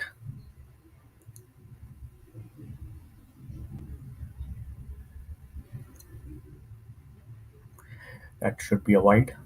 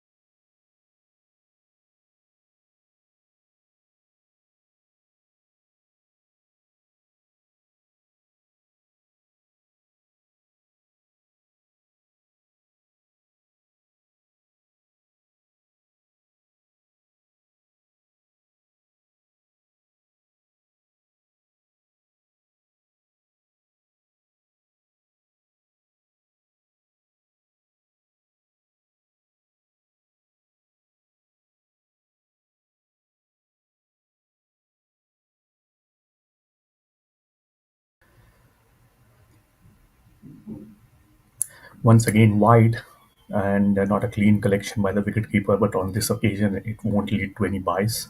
It's a bit of a relief. But the line has been wrong in this over from Aman. It's been too wide. He has been held by the lack of pace and bounce in this wicket. That's why the batsmen haven't been able to capitalize on that. Last ball of the first over coming up. Both batsmen yet to get off the mark. Oh, now that's not a bad shout.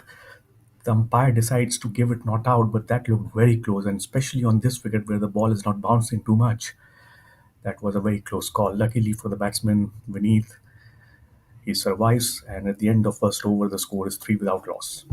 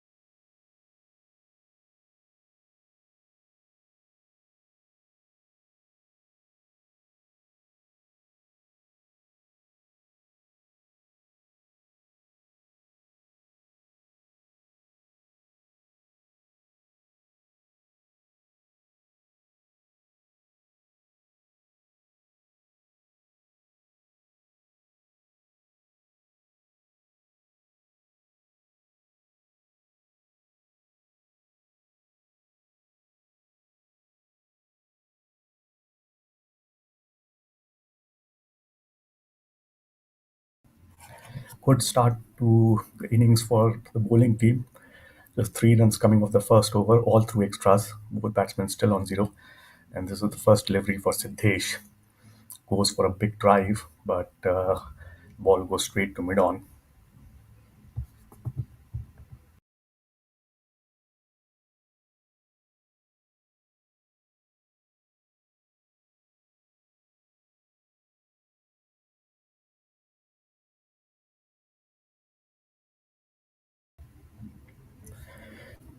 There seems to be something wrong with the ball. The bowler is asking the umpire, I think, to change it, and they seem to be obliging, requesting for a pack of balls to be brought out. So it's surprising because the innings has just started. This is only the second over. Only 7 deliveries have been bowled. So maybe something wrong with the seam, which means we'll have a little break in play here.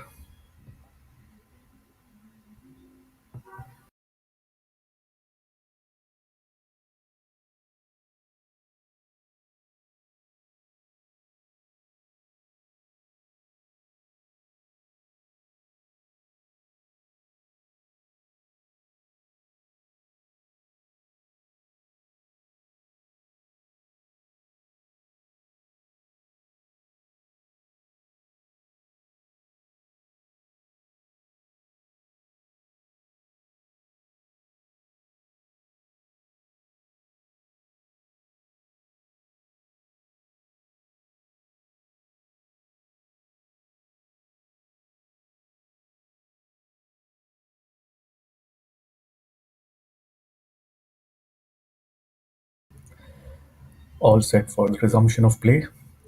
I think with a new ball. Mahir Patel to continue. That's lofted down the ground. That seems to have been timed well, and it's been missed. I won't say drop because I don't think the fielder even got his fingertips to it. So that should go down as a missed opportunity, not a drop officially because, as I said, didn't even get his fingertips to it.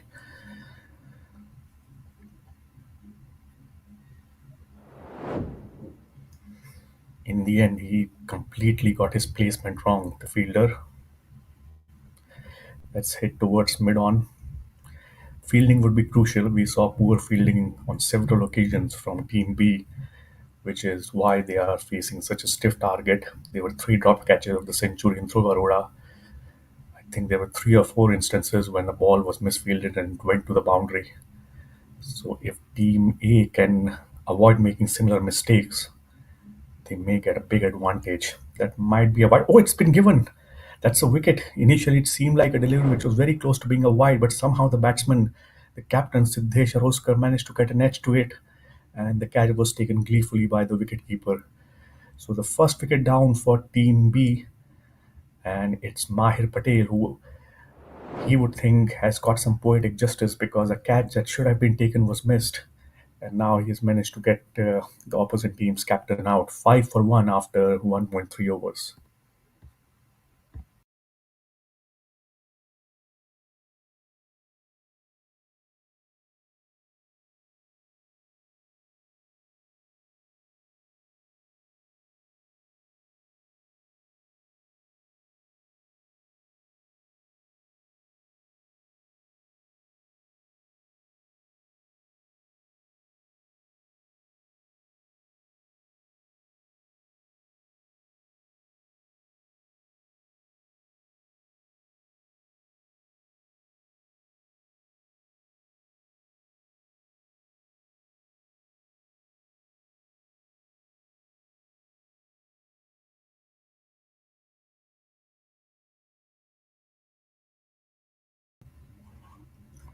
Mahir Patel getting a wicket early on in his spell, something the opposite team's bowler couldn't manage.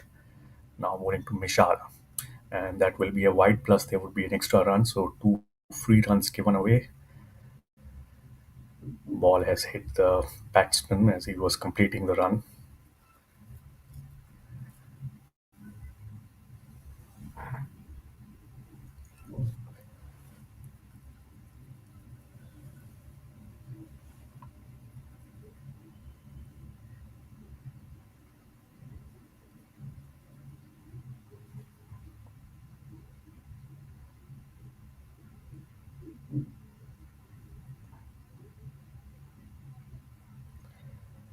pushed off the back foot, and it's an outside edge that comes about, and the ball will run away to the boundary.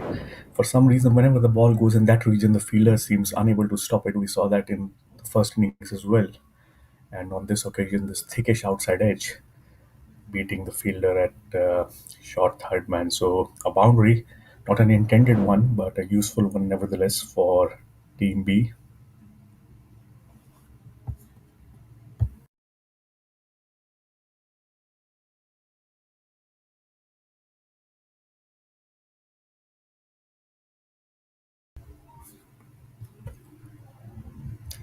Taken on the full and partially stopped by a man at point, which would bring about a couple of runs. And that's the end of the second over.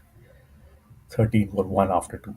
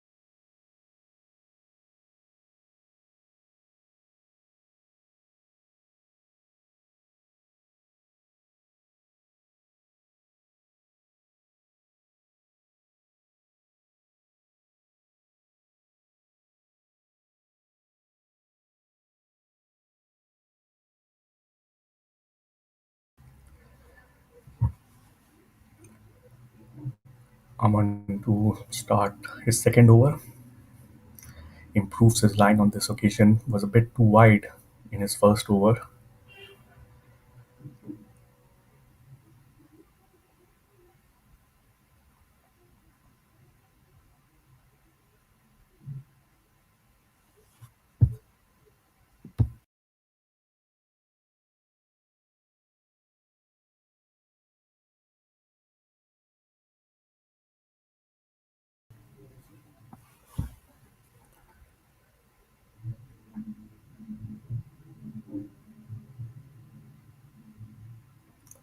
That might be a wide, yes, it is. There was some interest shown by the bowler. He thought the ball may have taken something possibly bad on its way, but the umpire saw through it.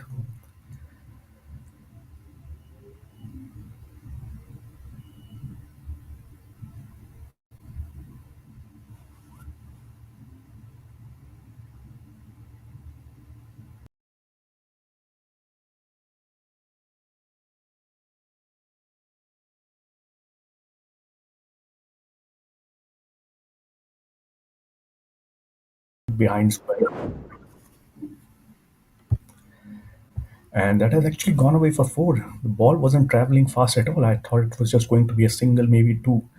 But since there was no one behind square on the leg side, and seems like no one in front for as far as mid wicket, that ball just kept going and eventually reached the boundary without any hindrance. It's a good shot and a good result for the batting team. Score moves to 18 for 1. Not the most dazzling start, but runs are coming anyway.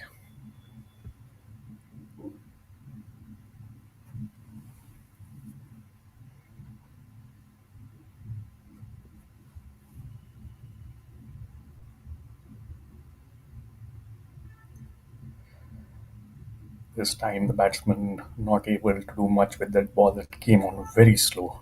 Might have been a slower delivery. Aman is not the fastest of bowlers anyway, and he may have decided to take even more pace off the ball on that occasion.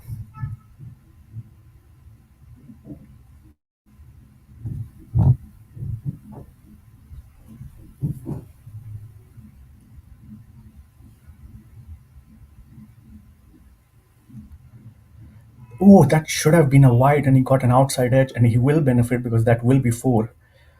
Normally, you would say that it's not very smart to make a wide delivery into a legal one by just pushing it for a single, but luckily for him, he managed to get that over the slip and down to the boundary for four. So that's another inadvertent boundary. Nice shot earlier in the over on the leg side. This time a streaky shot. The result is the same. 9 runs of this over already, including one extra.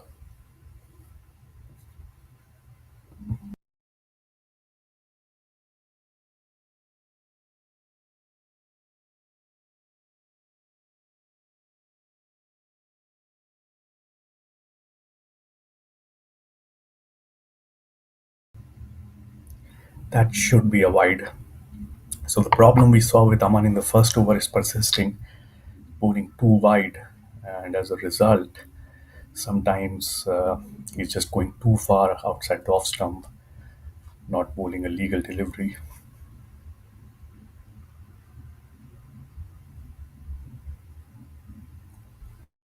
More importantly, he has to bring the stumps into play because when he has done so, the batsmen have looked a bit vulnerable, like they did there. But the angle would have taken that delivery to miss the leg stump. That's the no. There's one ball remaining in the over because of the wide on the previous delivery.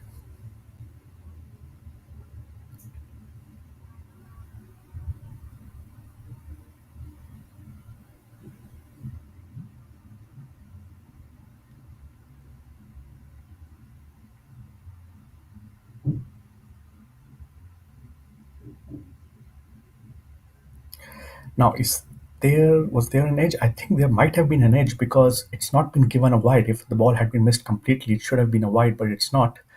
So almost a wicket in that over, but eventually it turns out to be an expensive one, and that's 3 overs done in this innings. The score is well, you will see that in a moment.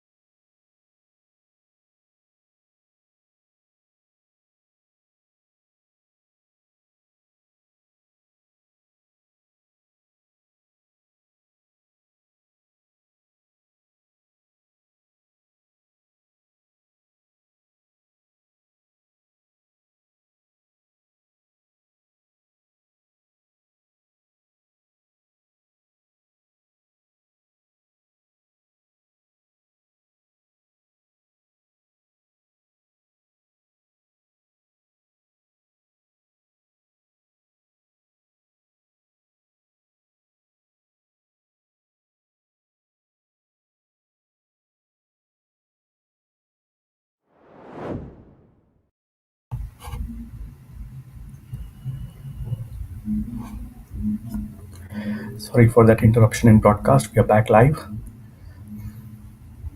and this is what happened on the previous delivery, beating the man backward point. So coming to the end of the fourth over, and the scoring rate is pretty good. Even though Team B have lost a wicket, they are managing to keep the scoring rate at a respectable level. Not sufficient though. They need to be scoring at 10 runs and over. In fact, just above that, but still they can manage if they keep it at this level as well, and that will help. A very nicely driven boundary for Mishal found the gap on the offside, past mid off to end the fourth over. It's 36 for 1 after 4.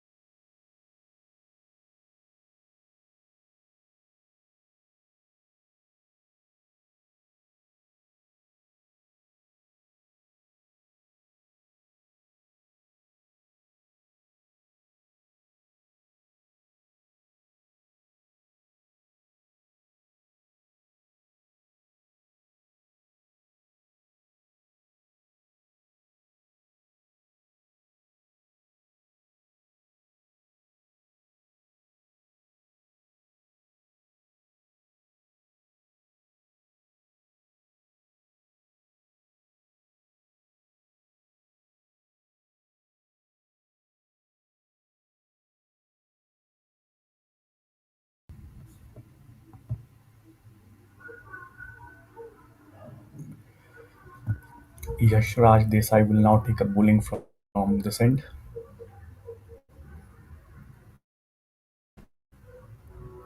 9 and over the run rate at the moment for Team B, which is quite respectable.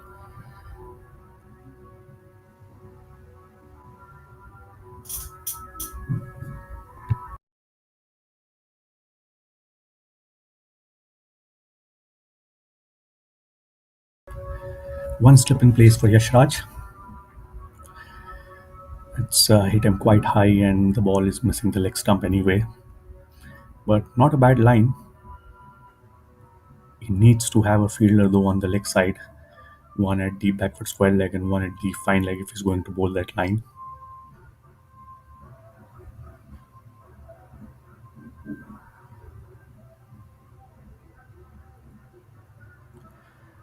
The umpire will let that ball go as it was within the guideline and looked to be within the reach of the batsman, though he had to extend, but that was close to being a wide.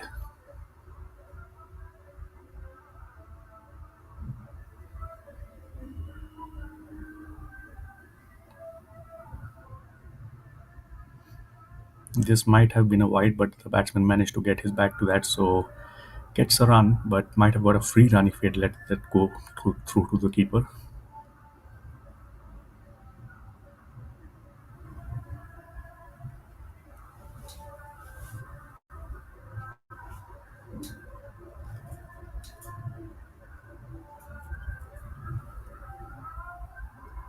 Missed it.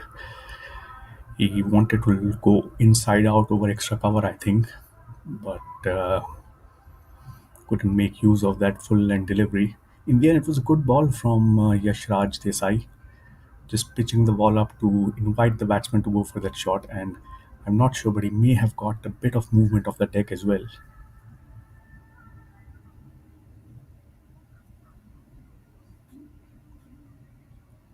Full toss, and the bowler has his hand on his head. He probably thought the batsman was close to missing that ball, in which case he would have been quite certainly LBW. Managed to get a single out of that. But this has been a good over for Yashraj. The odd delivery has been a bit too wide, but otherwise he has kept things in check. Last ball coming up.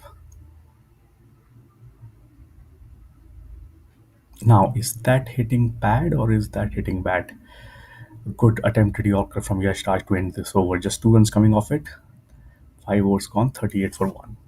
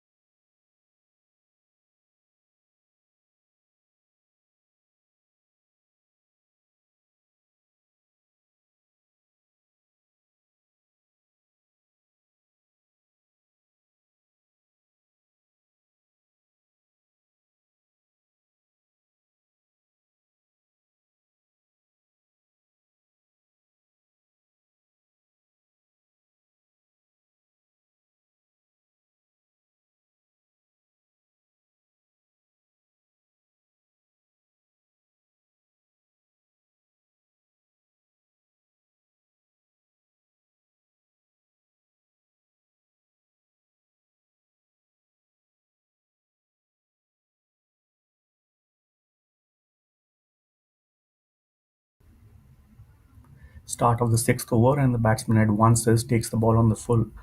Couldn't time it though, so just one more run added to the score. Last over of the power play. Not sure if the batsman would look to take some risk in this over just because of that reason. Mahir Patel has been expensive in his first 2 overs, but hasn't been completely out of sorts. Has managed to get the odd good ball in.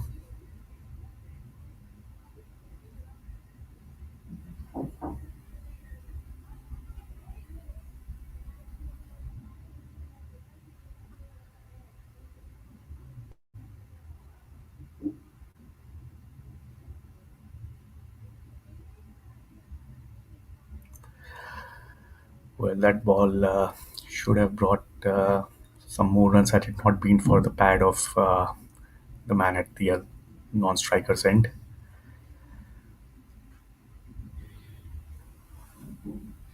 Not a bad over so far from Mahir Patel.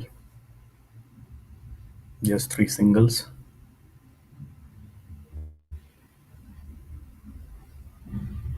And that would be four.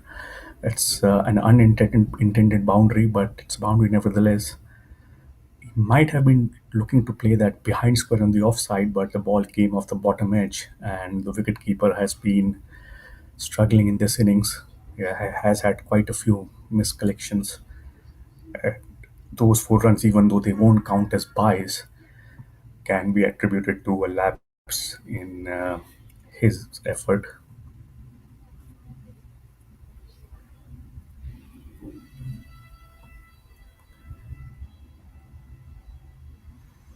Hit the batsman on the pad would be a leg by, I think.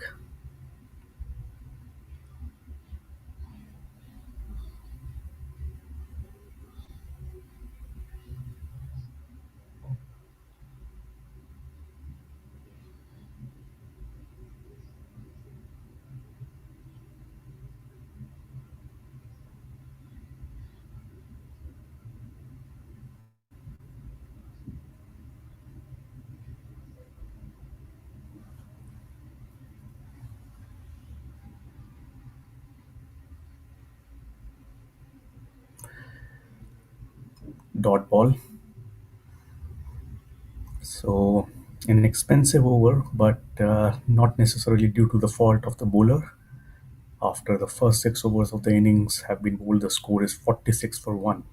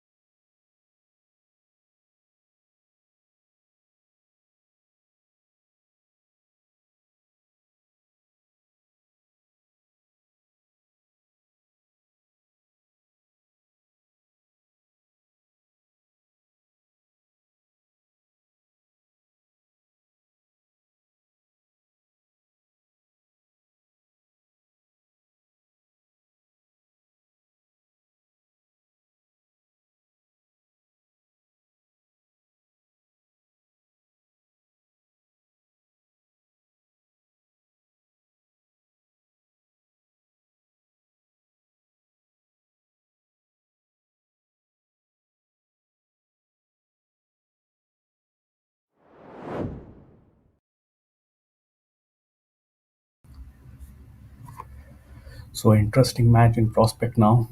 53 for one, Team B of 6.3 overs, keeping themselves in this chase very well.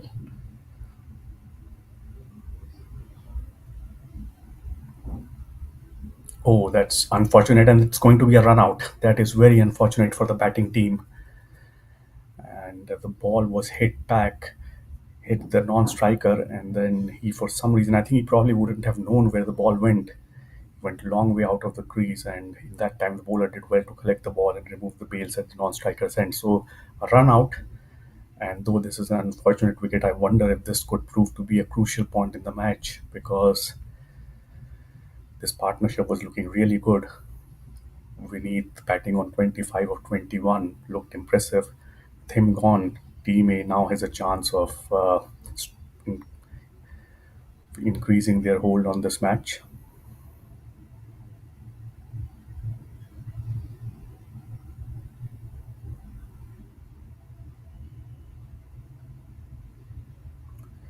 The new batsman would be Shoaib Hansali, who we saw earlier in the day as the wicketkeeper. 150 more runs needed in these remaining 13.2 overs. The problem, I think, would arise when the slower bowlers come into bowl, because that's when the pace would go out of the bowling, and the batsmen without pace have struggled to execute their strokes. Timing hasn't been easy on this wicket. So let's see how long before the spinners are brought into operation by Team A.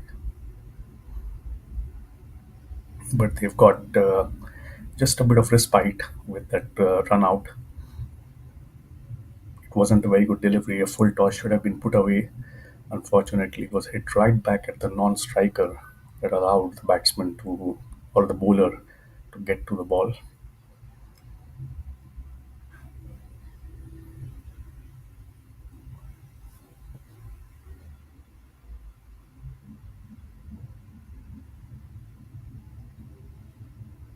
Another full toss. Yashraj Desai hasn't got his length right. Lucky to get away with the last delivery, and to some extent, lucky to get away with this one as well. The batsman couldn't find the gap. Otherwise, that was also an opportunity for the batsman to get a boundary.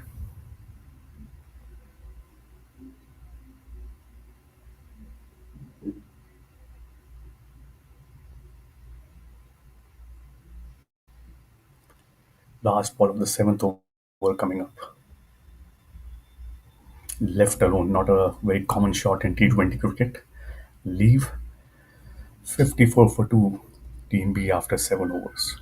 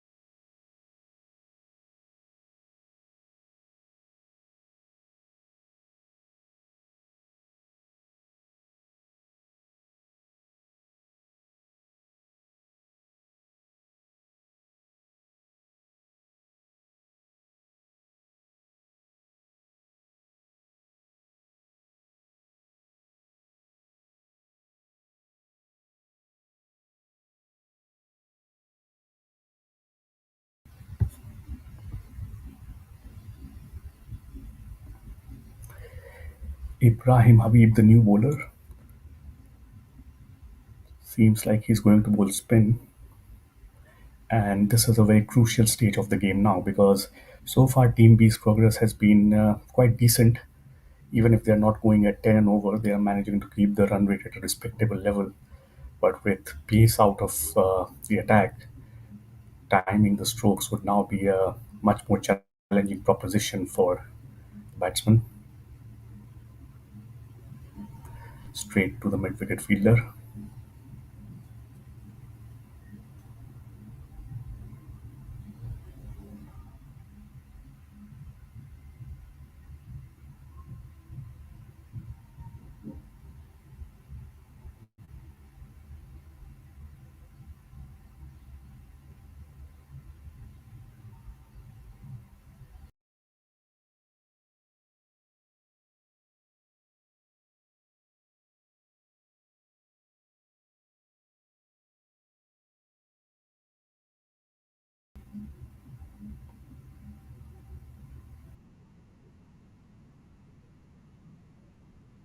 Slightly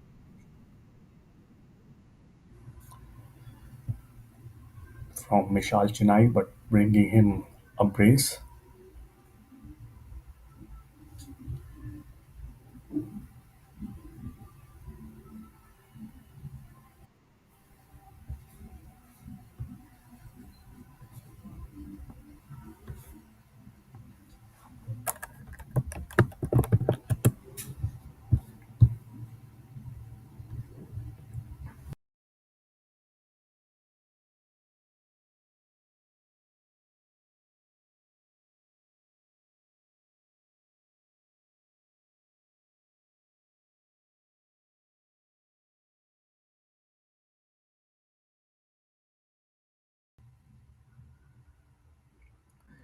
Interesting shot, and that has been executed quite well. That might be a boundary, it is. So no one behind square deep on the leg side, and the batsman went long way back in his crease and somehow managed to turn the ball from outside the off stump down to the fine leg for four. Very good shot from Shoaib Hansali.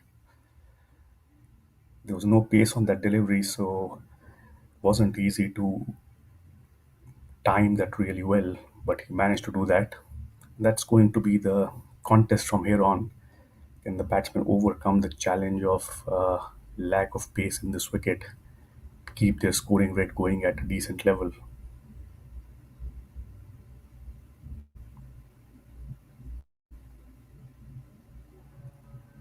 Now, is that out? The umpire is thinking, and eventually he has decided not to give it out. The ball turned in, and I think it may just have missed the leg stump. But good comeback from Ibrahim.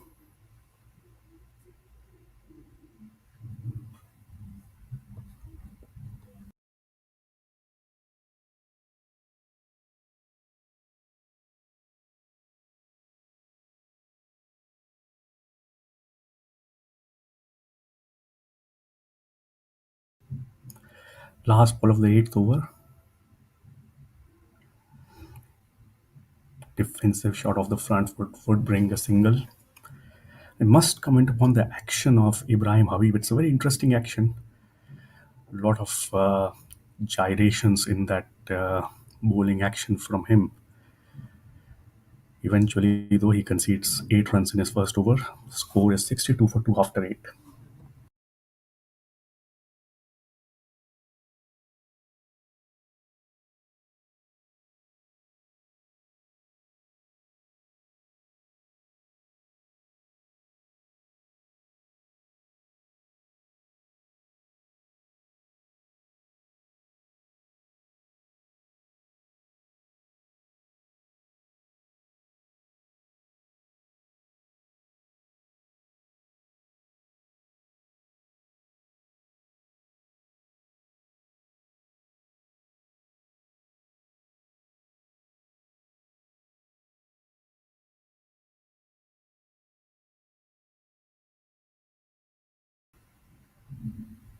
Shaurya Bhansali's pads are very interesting to look at. Very dirty. So either he has been using them for a very long time or seems to have slid in them. But he has chosen to stick with them. Must be lucky for him. Good fielding there from the man at fine leg. In the last over, we saw a similar shot going for a boundary from the same batsman Bansali, who turned the ball behind square. On this occasion, though, there was protection in that direction, so just a single. Now that should be out. It is very slow by Virat, and once the batsman missed that ball, there was no coming back for him. So third wicket goes down for Team B, and it has unsurprisingly come from the bowling of a spinner.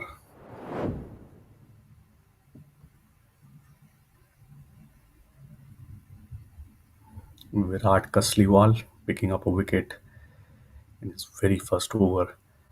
Three down now, Team B. And in a somewhat precarious situation, in the first innings, we saw very good partnerships for the first two wickets. And then there were some wickets, but the stage was set for the score to proceed quickly. That hasn't been the case for Team B. Their partnerships for the first few wickets haven't lasted that long. So now the middle order has the responsibility of not just rebuilding the innings, but making sure that the required run rate doesn't go out of hand.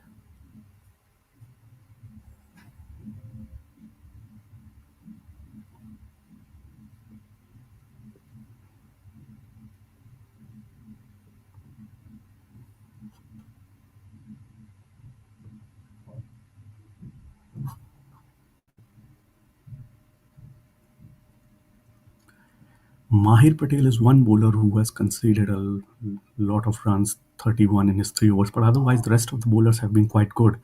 And this is where Team A is stealing a march over Team B. Uh, the bowlers have managed to keep things tight relatively compared to what happened in the first innings. And I wonder if that advantage is going to be pushed to a position where they are they can win the match.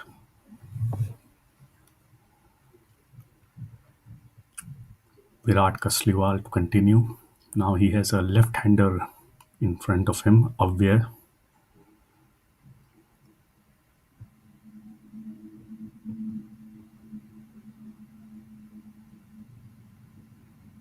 and again a good delivery. I think dipped a bit initially. Seemed to have a good bit of air on that ball. The batsman couldn't execute the cut shot that he was looking to play. Not a bad start for Virat. That should be a wide, and the wicketkeeper hasn't done well. He should have stopped that. But anyway, those that will be a wide, and 2 runs would be added to the score, along with the one for the extra. 3 runs given away. Luckily for the wicketkeeper, they will all go into the count of Kasliwal.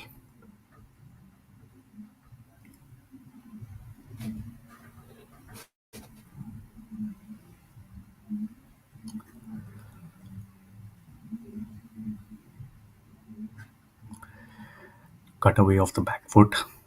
Fielder should stop it. Has he stopped it? I think he might have. Yeah, I think he has. Though he didn't make a clean save, he managed to ensure that the ball was stopped from crossing the boundary rope. So that hasn't done too much damage to the batting team, to the bowling team rather. In fact, it's been given as a boundary, so it was a misfield. Team A just returning the favor done to them earlier in the day.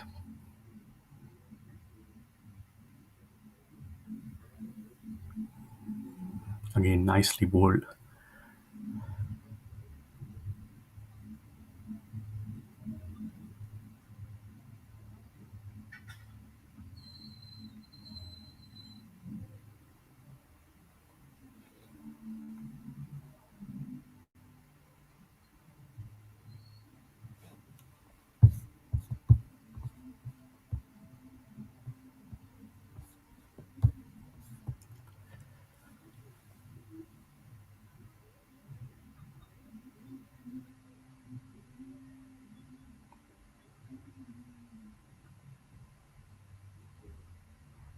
And again, a wide, but on this occasion, the wicketkeeper has managed to stop the ball, which is something Kasliwal would be thankful for.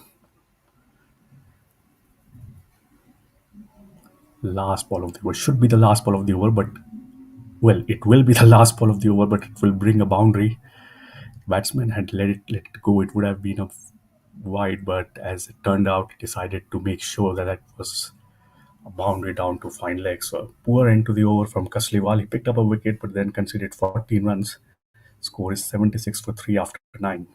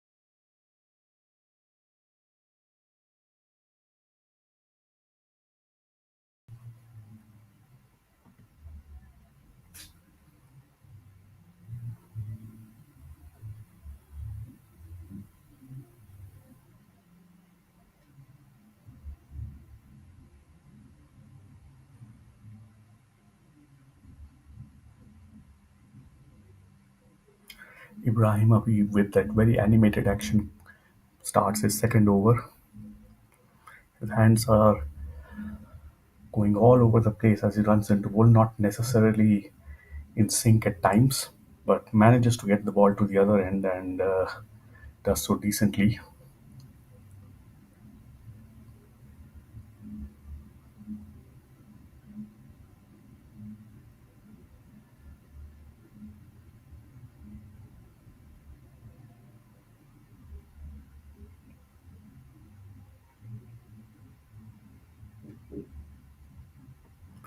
That's confined, it's been given as a wide, so this will be more damage for Team A.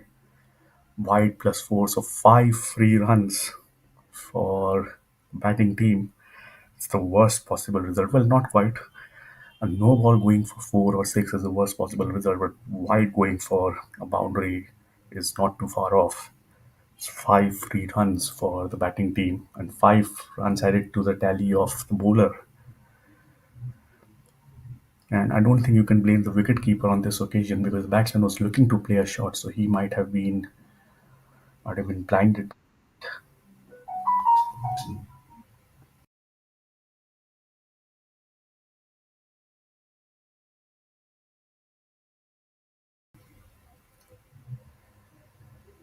driven straight to extra cover for possibly a single.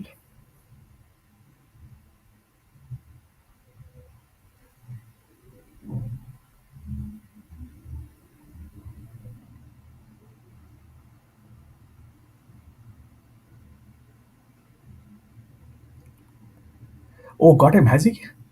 The umpire is thinking and decides to give it not out. The wicketkeeper has run all the way up to the umpire but gets no response from him.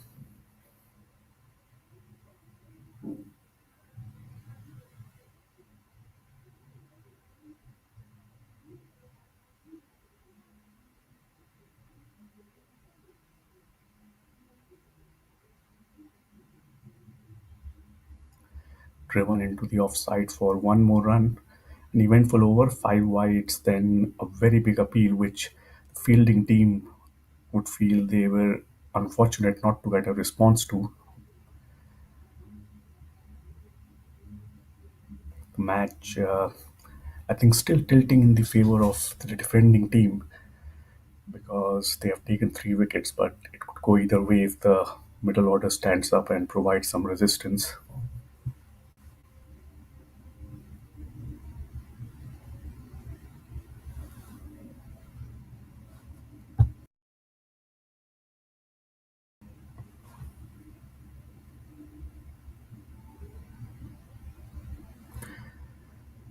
Once again, the batsman is beaten.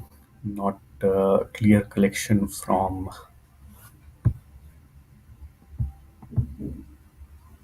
Mithun Merchant. He has really struggled behind the wicket in this innings.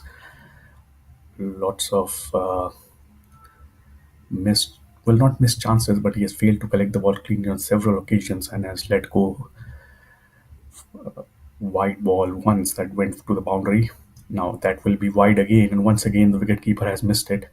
This time it shouldn't go to the boundary. In fact, it does. So that's five more runs, five more free runs added to the score, and the spinners are doing severe damage to their team by their line repeatedly.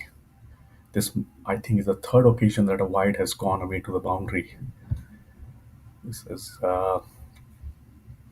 really poor bowling from these two spinners.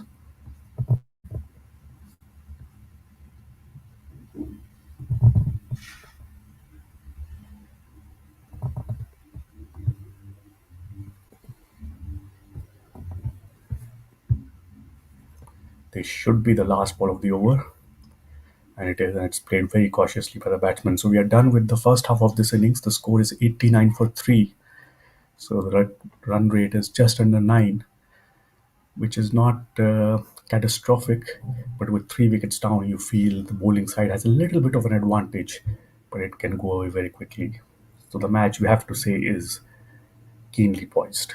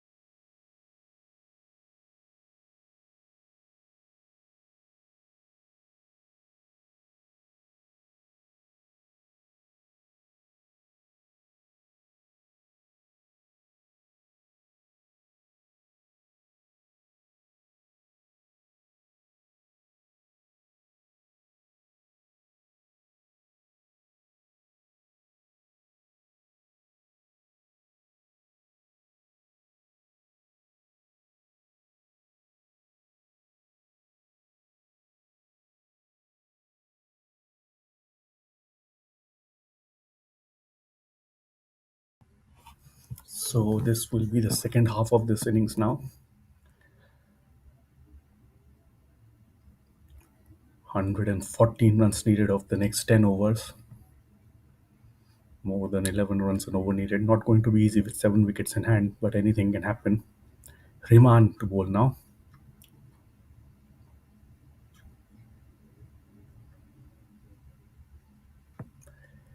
As I said, this is the decisive phase of the game because how well these batsmen manage to score off the spinners is crucial to deciding who wins this match.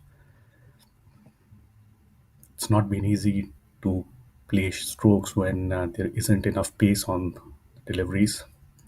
And you saw an example of that on that occasion when the ball was bowled slow. The batsmen struggle to time, but they are going to pick up a second run because of an overthrow, maybe even a third.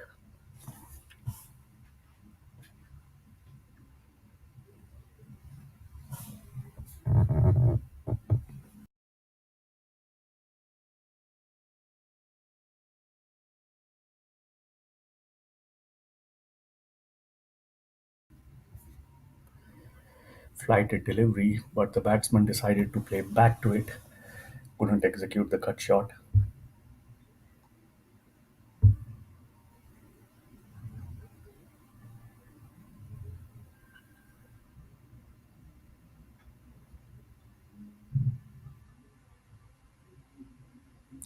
Oh, that was a slider, and that's beaten both the batsman and the wicketkeeper and will be four byes. The bowler doesn't deserve to have those runs against his name, so I think it's fair that the wicketkeeper will be at the receiving end because that was a good delivery. Just slid on, and the batsman was surprised by it, which shows Hriman has a few tricks up his sleeve.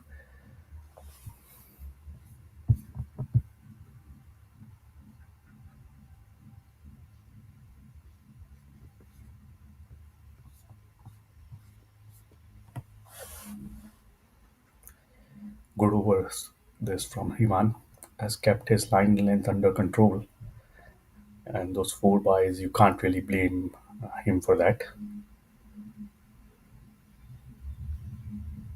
Good delivery again, much slower through the air. Batsman getting beaten on the outside.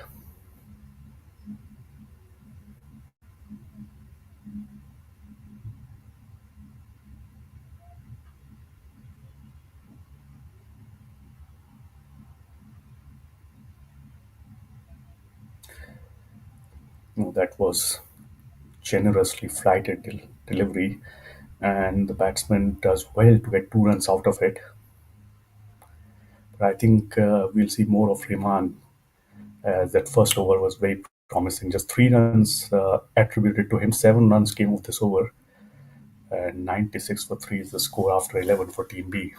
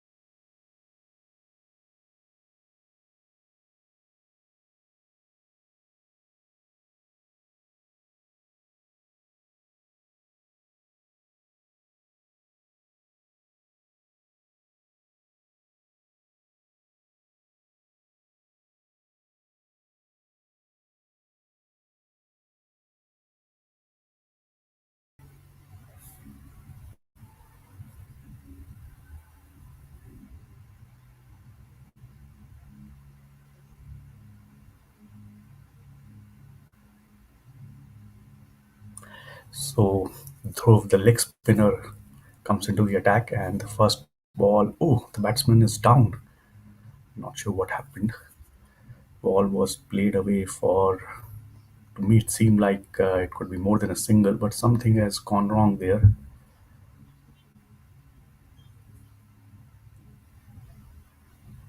Wicketkeeper is beckoning the dug out to send some help. Seems like there might be some issue with his leg.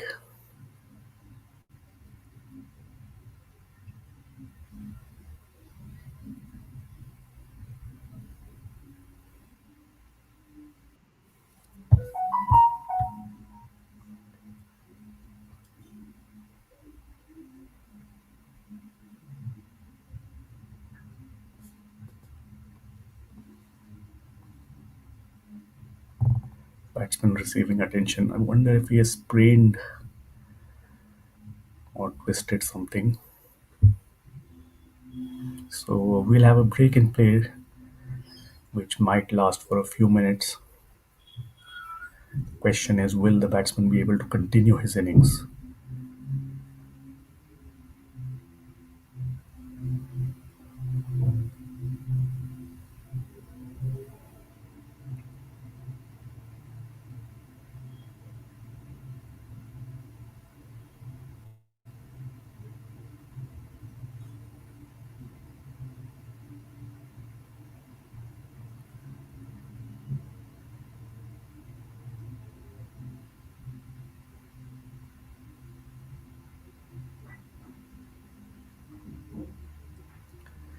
Seems like the batsman is going to retire hurt now.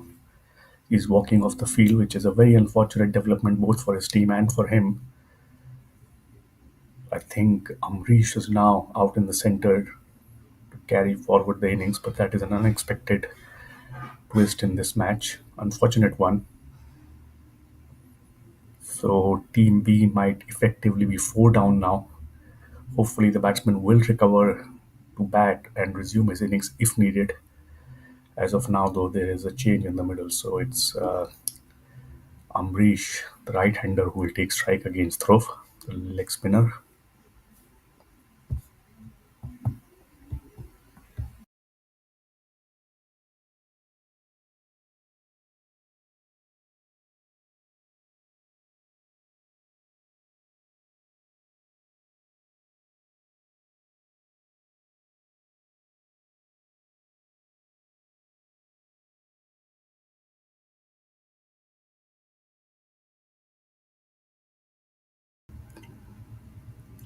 Over to continue.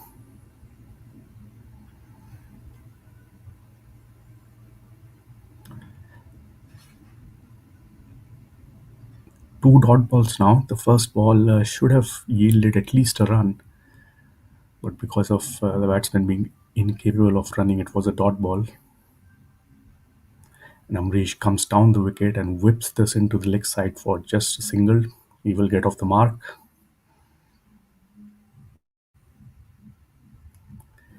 This will be interesting because leg spinner make things happen.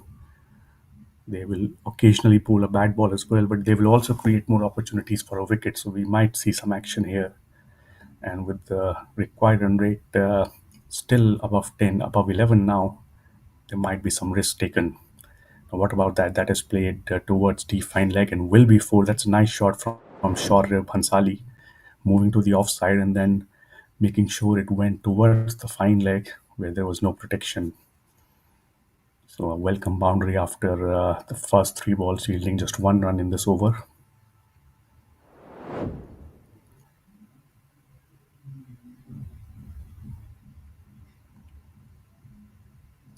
Taken on the full and swept on the leg side.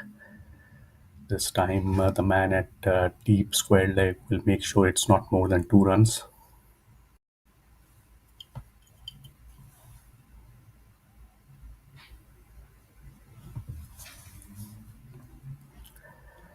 Last ball of the over coming up.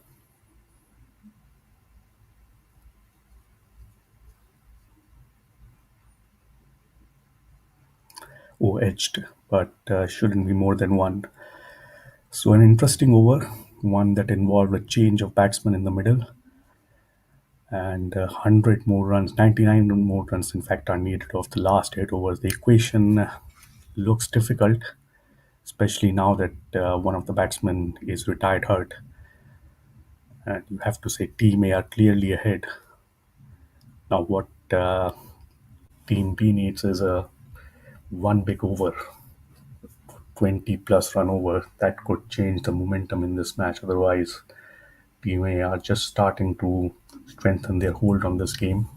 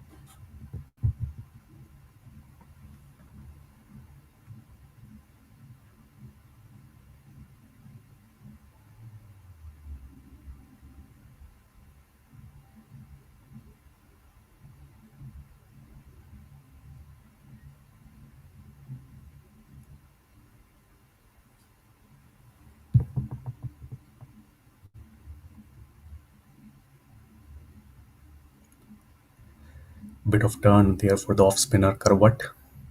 His first over was very impressive, I thought, so I'm excited to see how he bowls now. If he can bowl three more economical overs, that would almost seal the match for his team.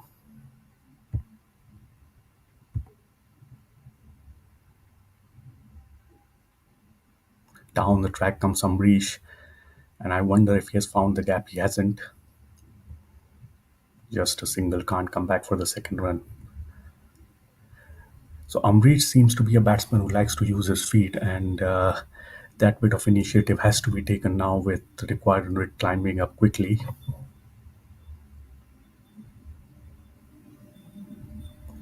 That was wide and short, and it's been partially stopped, which is better than what we have seen happen earlier in the match.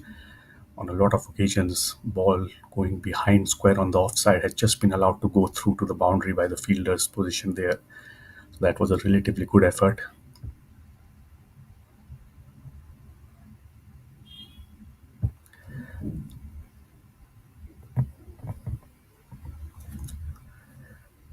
Round the wicket, Rehman. Oh, good delivery again, much slower. Batsman was almost through his shot before the ball reached him. This is actually a very useful angle. Round the wicket to the right hander means there won't be too much room for the batsman to work with. Turned into the leg side. Again, a very quiet over, which would just increase the squeeze on the opposition and just make sure the game keeps moving further into the control of the bowling team. Amrish on strike for the last ball of the over. I wonder if he comes down the wicket on this occasion. Does so, takes it on the full, but won't get more than a single. So another economical over from Rehman. Score is 110 for 3 after 13.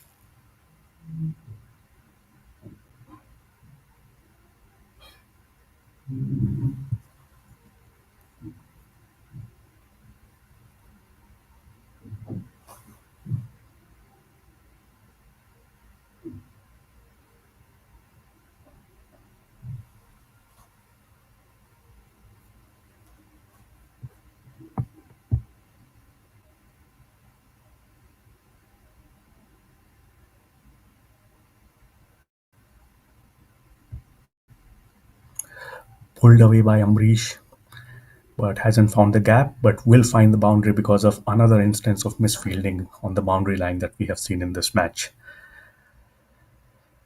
The situation that Team A are in currently, they can afford the odd misfield, but not too many of them. but they wouldn't want our dropped catches because they prove to be deadly for the opposition and they wouldn't like to return the favor.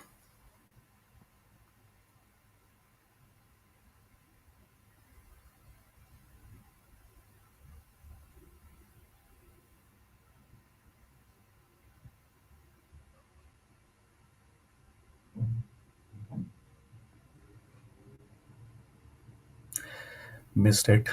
Once again, using his feet, Ambrish,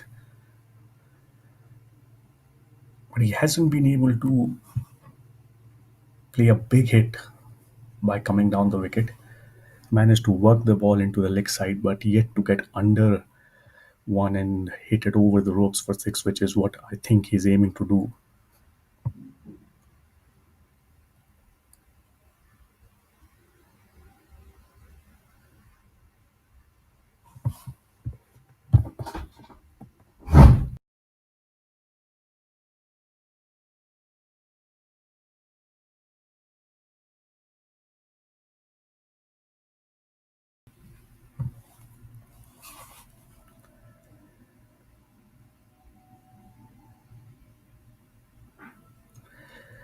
Now that should be a wide yes.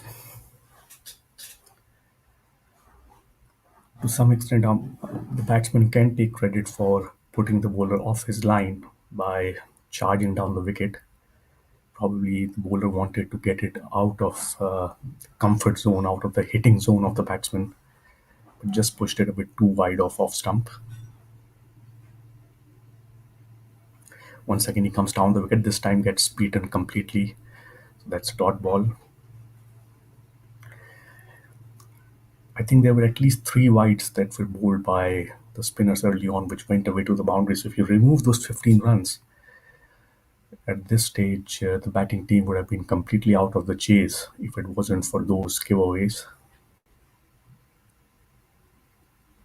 Now that's lofted up in the air. Let's see what happens. It's dropped.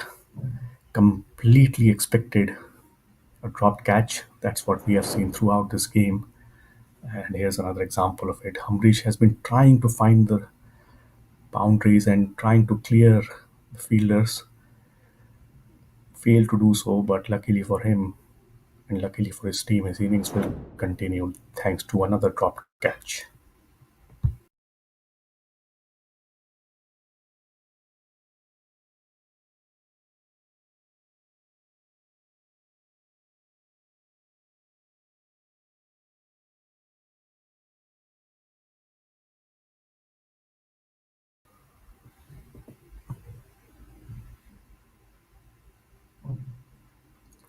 That's glanced down towards fine leg for a boundary.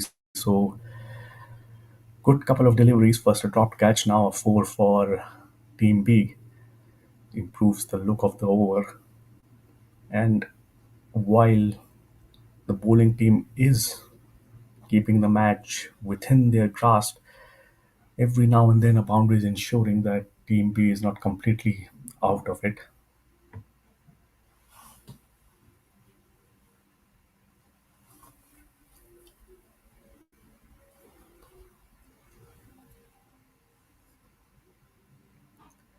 80 runs needed in the remaining six overs, which is not a difficult, or rather, not an impossible proposition.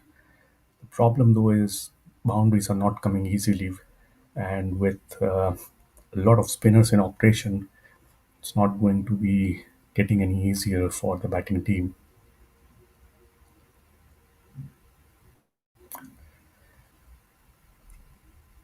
For Team A, it's going to be a question of discipline. They have to stop giving away easy.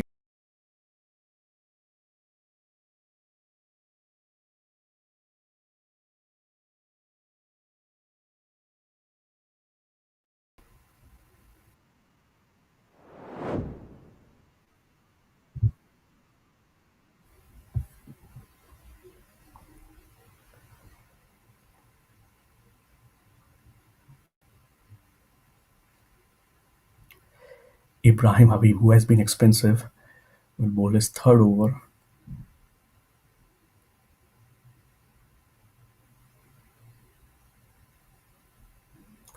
That's edged, but it will go straight to third man. Just a single.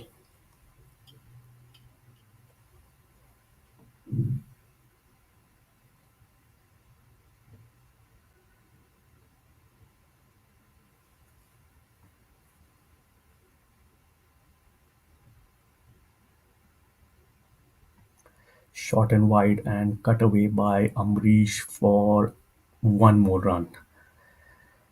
So again, you can see that there are loose deliveries being bowled, but the batsmen haven't been able to capitalize on them. It's not been a disciplined bowling effort. Quite a few easy opportunities given, but still they have managed to pick up wickets and keep the scoring rate under in a manageable range. Now this could be a wicket. This should be a wicket, is it?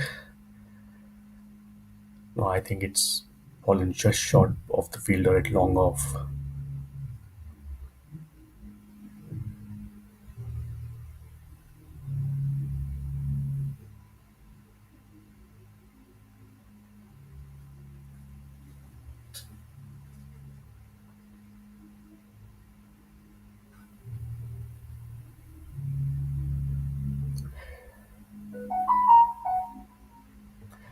That's a very useful boundary.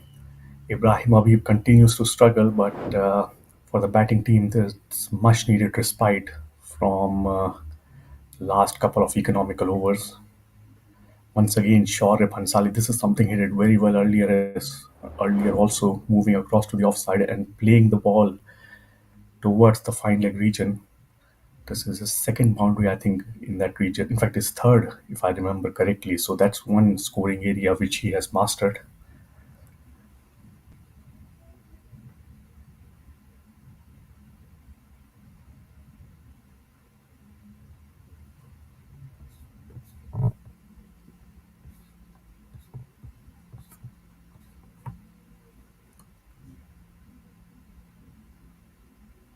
That boundary has created a bit of confusion in Team A rather, about their fielding placements.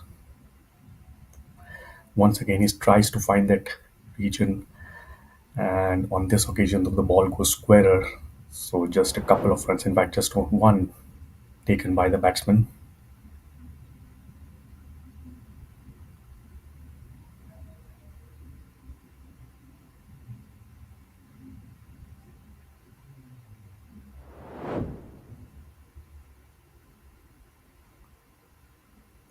Last last ball of Ibrahim Habib's over, and I think this could very well be the last ball for him in this match. It's been very expensive, hasn't picked up a wicket. There are other options available to the team captain, so this might be the end of his spell for this match. And he ends well with a dot ball, 132 for 3 after 15. Team B still requiring 71 runs of 5 overs.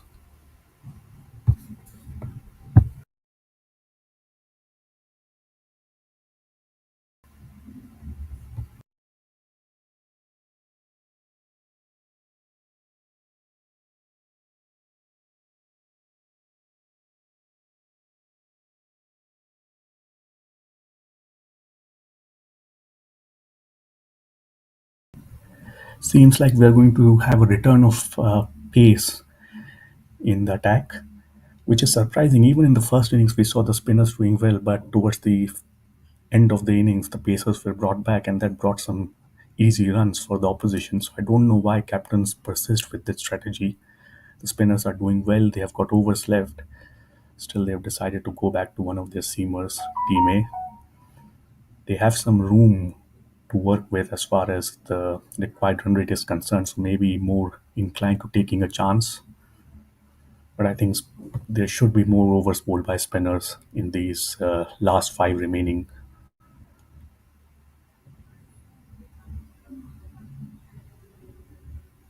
So last 30 balls of this match coming up, 71 runs needed, almost over 2 runs a ball now. Required run rate above 12. You have to think that two boundaries are needed every over, at least if they have to win this match, if not more. That might be one of them. In fact, it will be one of them. Poor delivery from Varun, short and wide, and the batsman did well to clear the infield. And once he did that, there's no stopping it.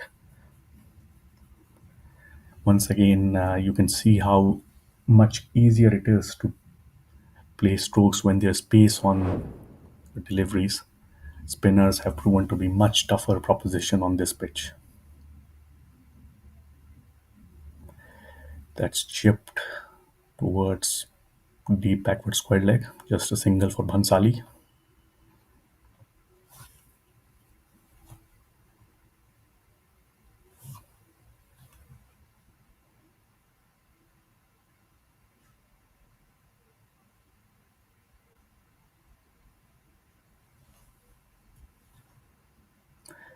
Oh, missed it. That was a stumping opportunity. It was a comical situation all around, with the bowler first bowling a poor delivery, a high full toss. The batsman, I think, charged prematurely, allowing the bowler to make a change in his line, bowling it wide. But he bowled it too wide, and the wicketkeeper, if he had collected that ball cleanly, could have easily stumped the batsman. But in the end, one run is conceded by the bowling team. That's the result of that whole incident, followed up with a dot ball.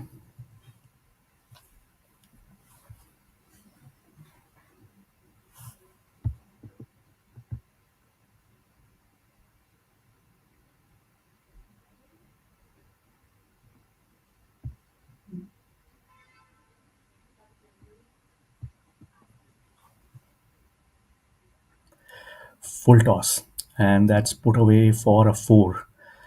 That was almost a beamer, very high full toss. Tolani has been struggling with his lens. I think he's being distracted by the movement of the batsman. In fact, that could very well have been given as a no ball. But as it turned out, easy four runs for Bhansali, who has been batting well and he's especially been very productive behind square on the leg side. Moves to 37 of 22, 10 runs of this over already. I think the captain may decide to go back to spinners after this over. That will be a wide. Oh, now has he stumped him? Given as a wide, and I think the batsman may have been temporarily out of his crease. The wicketkeeper saw the opportunity, he removed the bail, but I think by that time, Bhansali was back in his crease.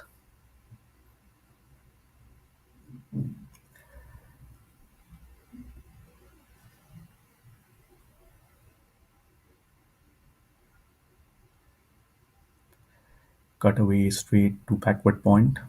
Just one more run, and that's the end of 16th over. 4 overs remaining, 59 runs needed. Required run rate now touching 15 and over.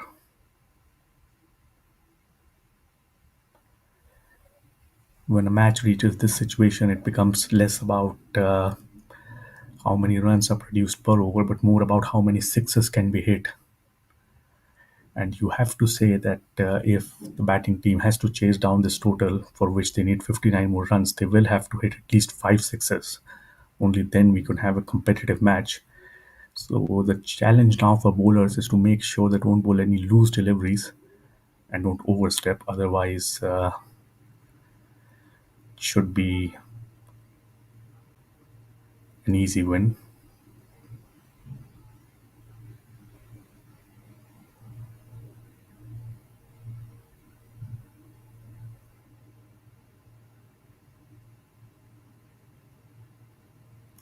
Rehman to continue, and this is a good move. He has been bowling really well. He's getting turn. It has been difficult for the batsman to score off. And once again, the wicketkeeper missing that. A bye goes into his account, which has been burgeoning up throughout this innings. But Rehman continues to have an impact.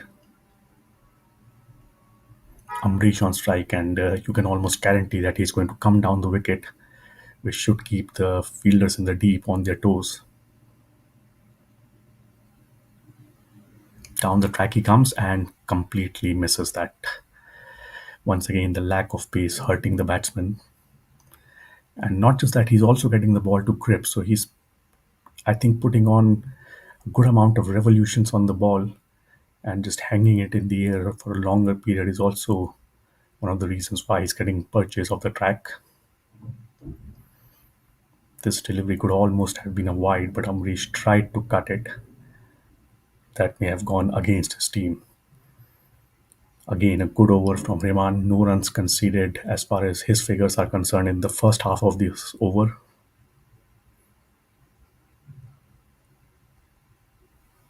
Down the track he comes, hasn't timed this. Just one more run. The match almost in touching distance of Team A.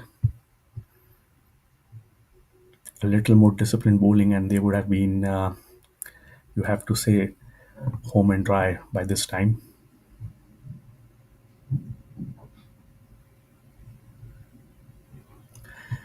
Cut away off the back foot. This could be a boundary. No, there is a man patrolling the boundary at extra cover. So just one more run.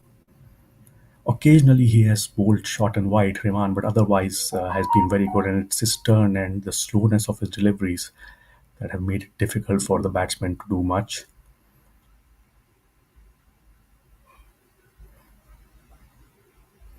Changing his angle now, bowling round the wicket.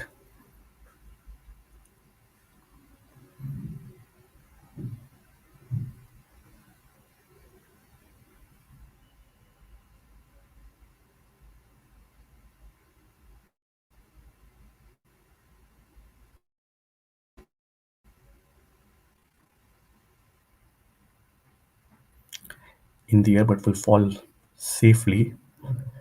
No timing of that shot too. So end of another very economical over from Himan Karwat.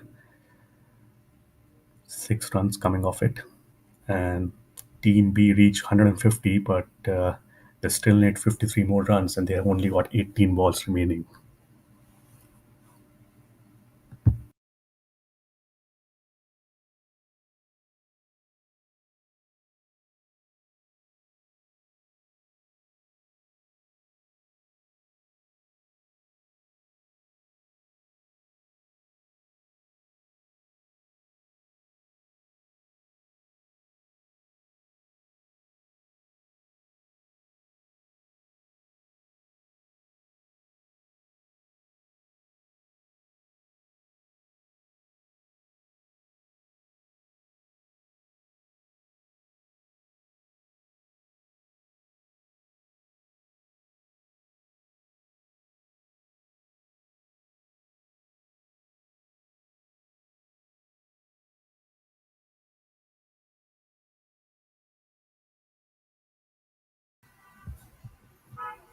Leg spinner back into the attack, bowls a short ball. Unfortunately, this will also be just a single. Ambrish just hasn't managed to find the boundary despite trying despite trying very hard. He has used his feet, he has tried to go over the top, but things just haven't worked from him. I think he has one boundary so far in his innings. Otherwise, it's all been singles and twos. Once again, comes down the wicket. Now, this time he seems to have got some distance on this shot, and once again, it's been dropped. It's going to go for four, so that's a boundary, but that should have been an easy catch for the man at long on. The standard of fielding has been very low in this match, and this attempt from the man at long on has made sure that it remains so.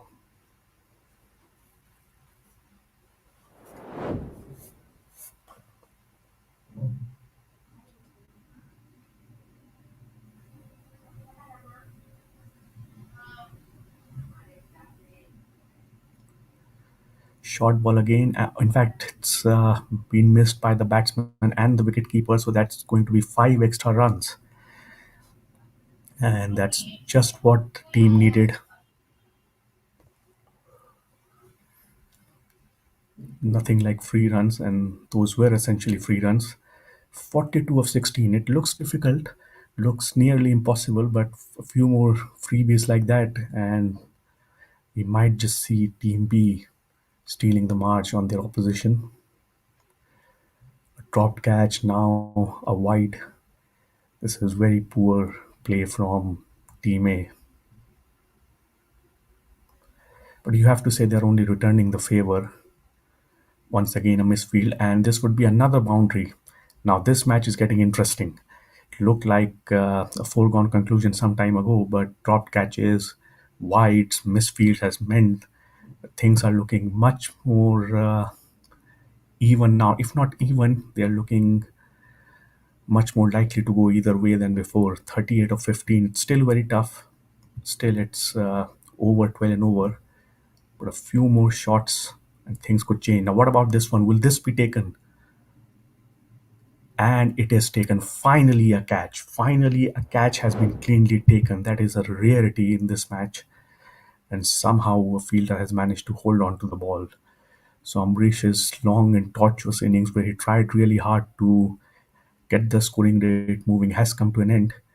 He has contributed well to his team's cause, though you have to feel that at this stage seems like he may not have done enough. 29 of 20 deliveries.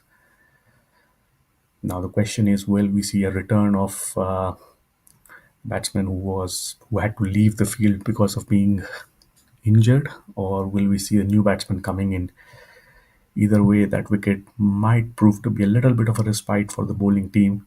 This over was going very poorly. First, a dropped catch that was allowed to go to the boundary for four, then five wides, then a misfielded into a four. Now, things may have just shifted back in favor of the bowling team.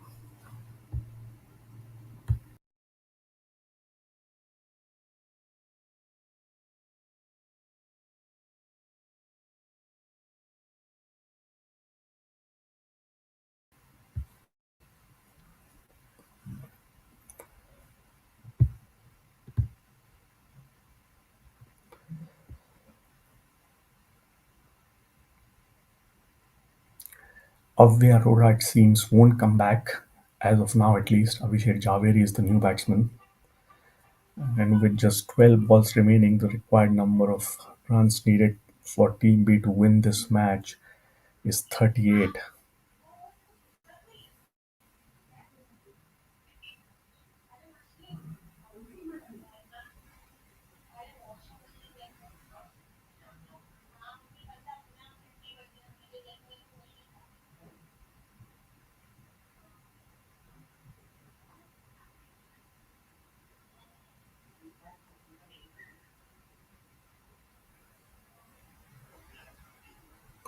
Two balls remaining in this over. Abhishek Javeri gets off the mark with a single. A single is not a problem for the bowling team. So boundaries that are going to hurt them, and more than boundaries, what has been hurting them are these wides that have come profusely in this innings. Last ball of the over coming up. Shoaib Hansali on strike, batting on 42 of 26. Goes for the reverse sweep and misses it. I think he would have been better off looking to play that shovel shot on the leg side, but it's dot ball 20 over. 37 needed of the last two.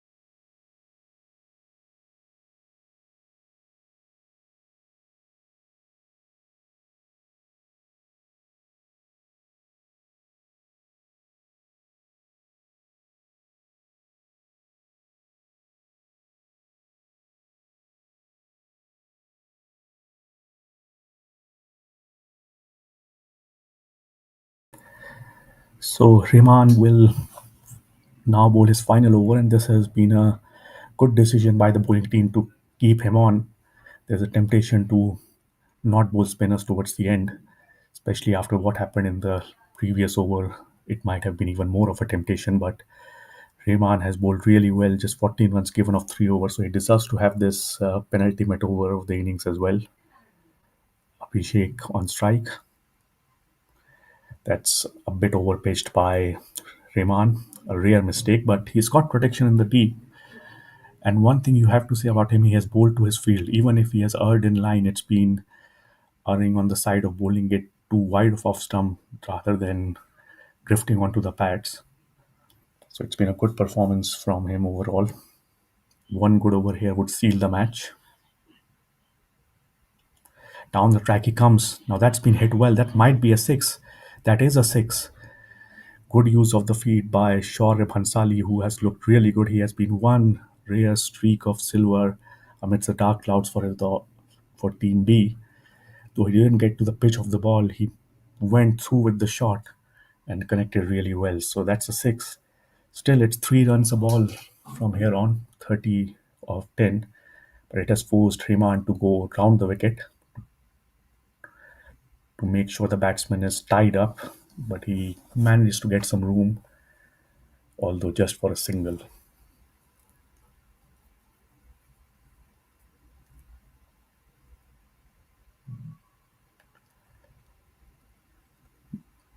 New batsman Abhishek on strike.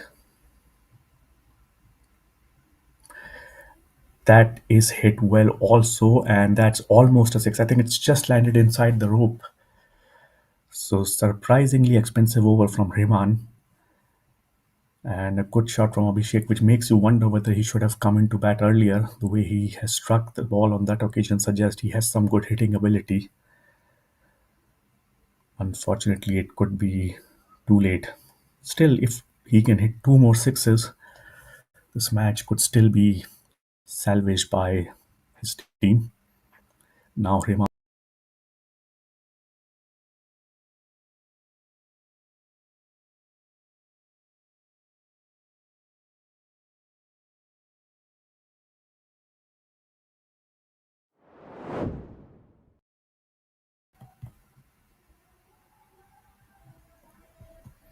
replay of what happened on the last delivery. Another boundary.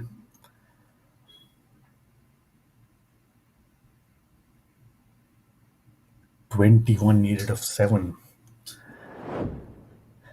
Let's just put it like this: three sixes, and I think Team B would win.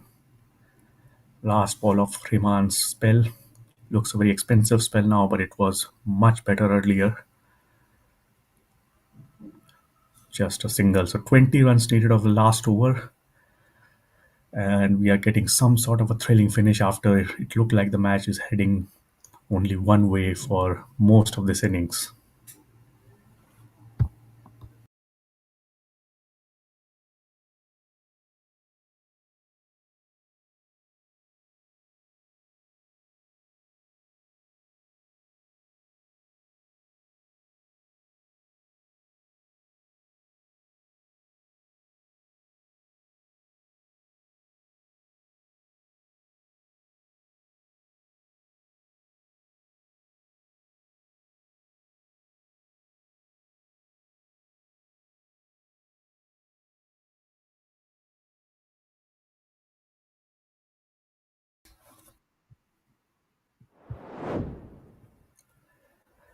Not surprisingly, a lot of discussion among players because this final over has turned out to be more tense than it seemed likely 3 or 4 overs ago. And Team A only have themselves to blame for making this match closer than it should have been.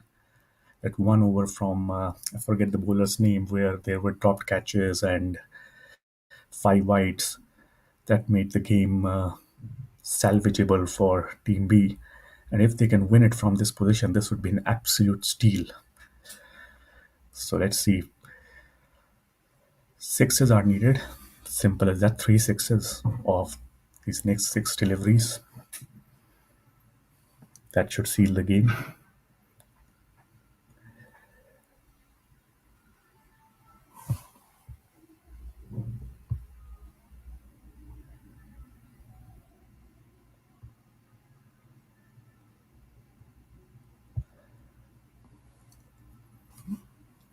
Mithun Merchant and Mahir Patel making sure that fielders are in exactly the right position, understandably so.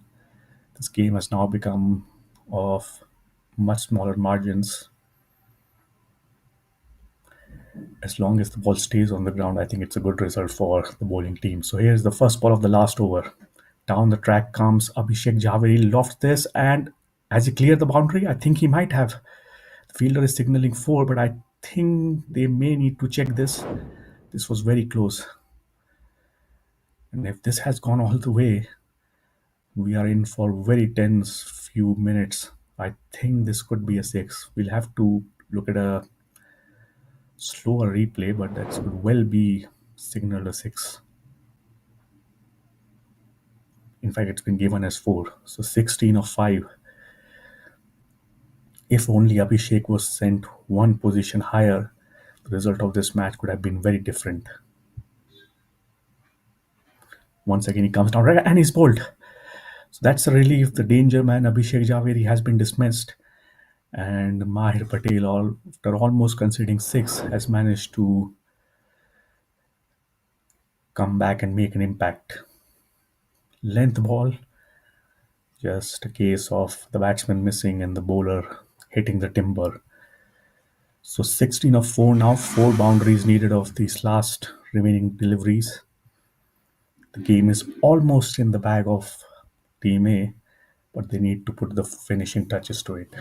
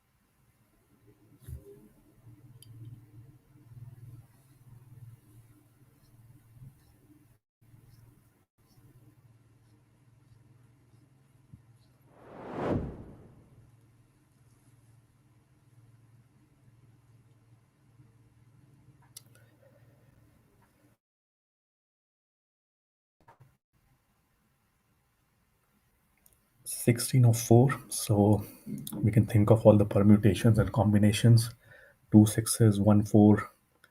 In fact, it's 16 of 3 now as another wicket has fallen. So it's simple now. Two sixes and a four. That's the only way to win this match. A dot ball or even just a single or a brace would ensure that team A win this match, barring a no ball or a wide. Also, let's not forget Patel is on a hat trick, and with the batsman having no other option but to go for a boundary, he may well pick up a hat trick here. Ruhan Tavre, the new batsman, left-hander, it's no option but to look to clear the ropes. Not just a four, but he has to go for a six now.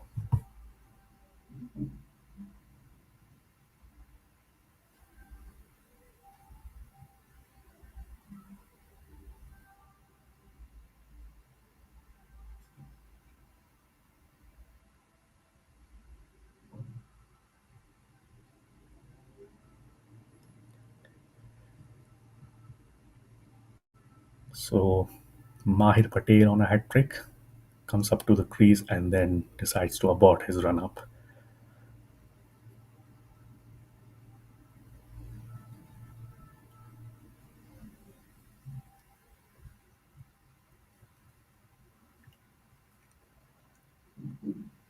Down the track he comes, and that's out. So that's a hat trick for Mahir Patel.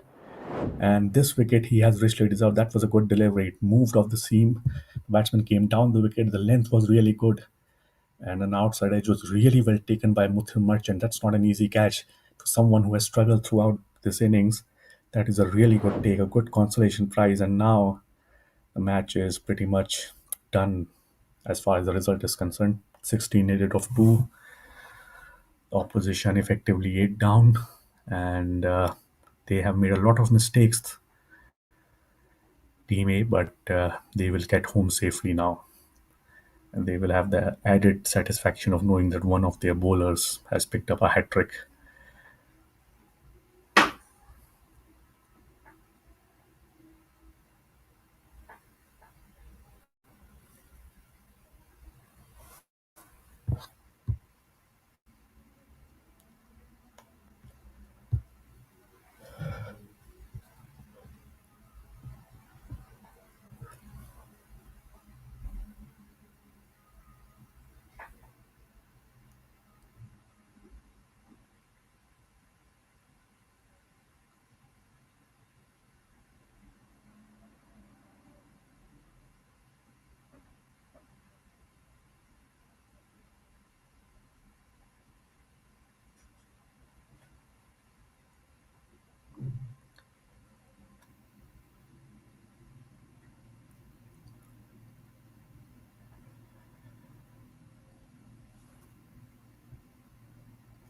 Now, can Mahir make it 4 out of 4? 16 of 2. So I'm assuming Akash would also look for a boundary. No, in fact, he just wants to deny Patel the satisfaction of getting a fifer. Last ball coming up, I think this too would be safely defended by Akash because he seems to be interested in just finishing off the match without taking any extra bit of damage to the scoreboard. And has it bowled him? No, it hasn't. But that's the end of the match. So great final over from Mahir Patel. Started by conceding almost a six, but then came back to pick up a hat trick. And though he hasn't got a fifer, he has the satisfaction of knowing that he's finished off the match and taken his team to a victory. So, in a match played between two teams that were quite flawed in the way they performed, especially in the field, eventually it's Team A who have emerged as the winners by 15 runs. Patel will get all the plaudits for picking up 4 wickets in his 4 overs, but I think a special mention has to be made of Rehman, whose 4 overs, if you ignore the last over, his first 3 overs were really good and they really increased the pressure and the required run rate on the batting team. They played a key role in making sure that the result went in favor of his team. That's the end of the match. We thank you all for joining us. It's been an entertaining contest. As I said, a lot of mistakes, but we saw some good hitting as well and some skillful bowling. Team A victorious by 15 runs, and that's it from today. Here's a look at the match summary. As I said, Rehman is not on that bowling card that you see at the bottom of the screen, but he deserves a lot of credit. The captain leading the way.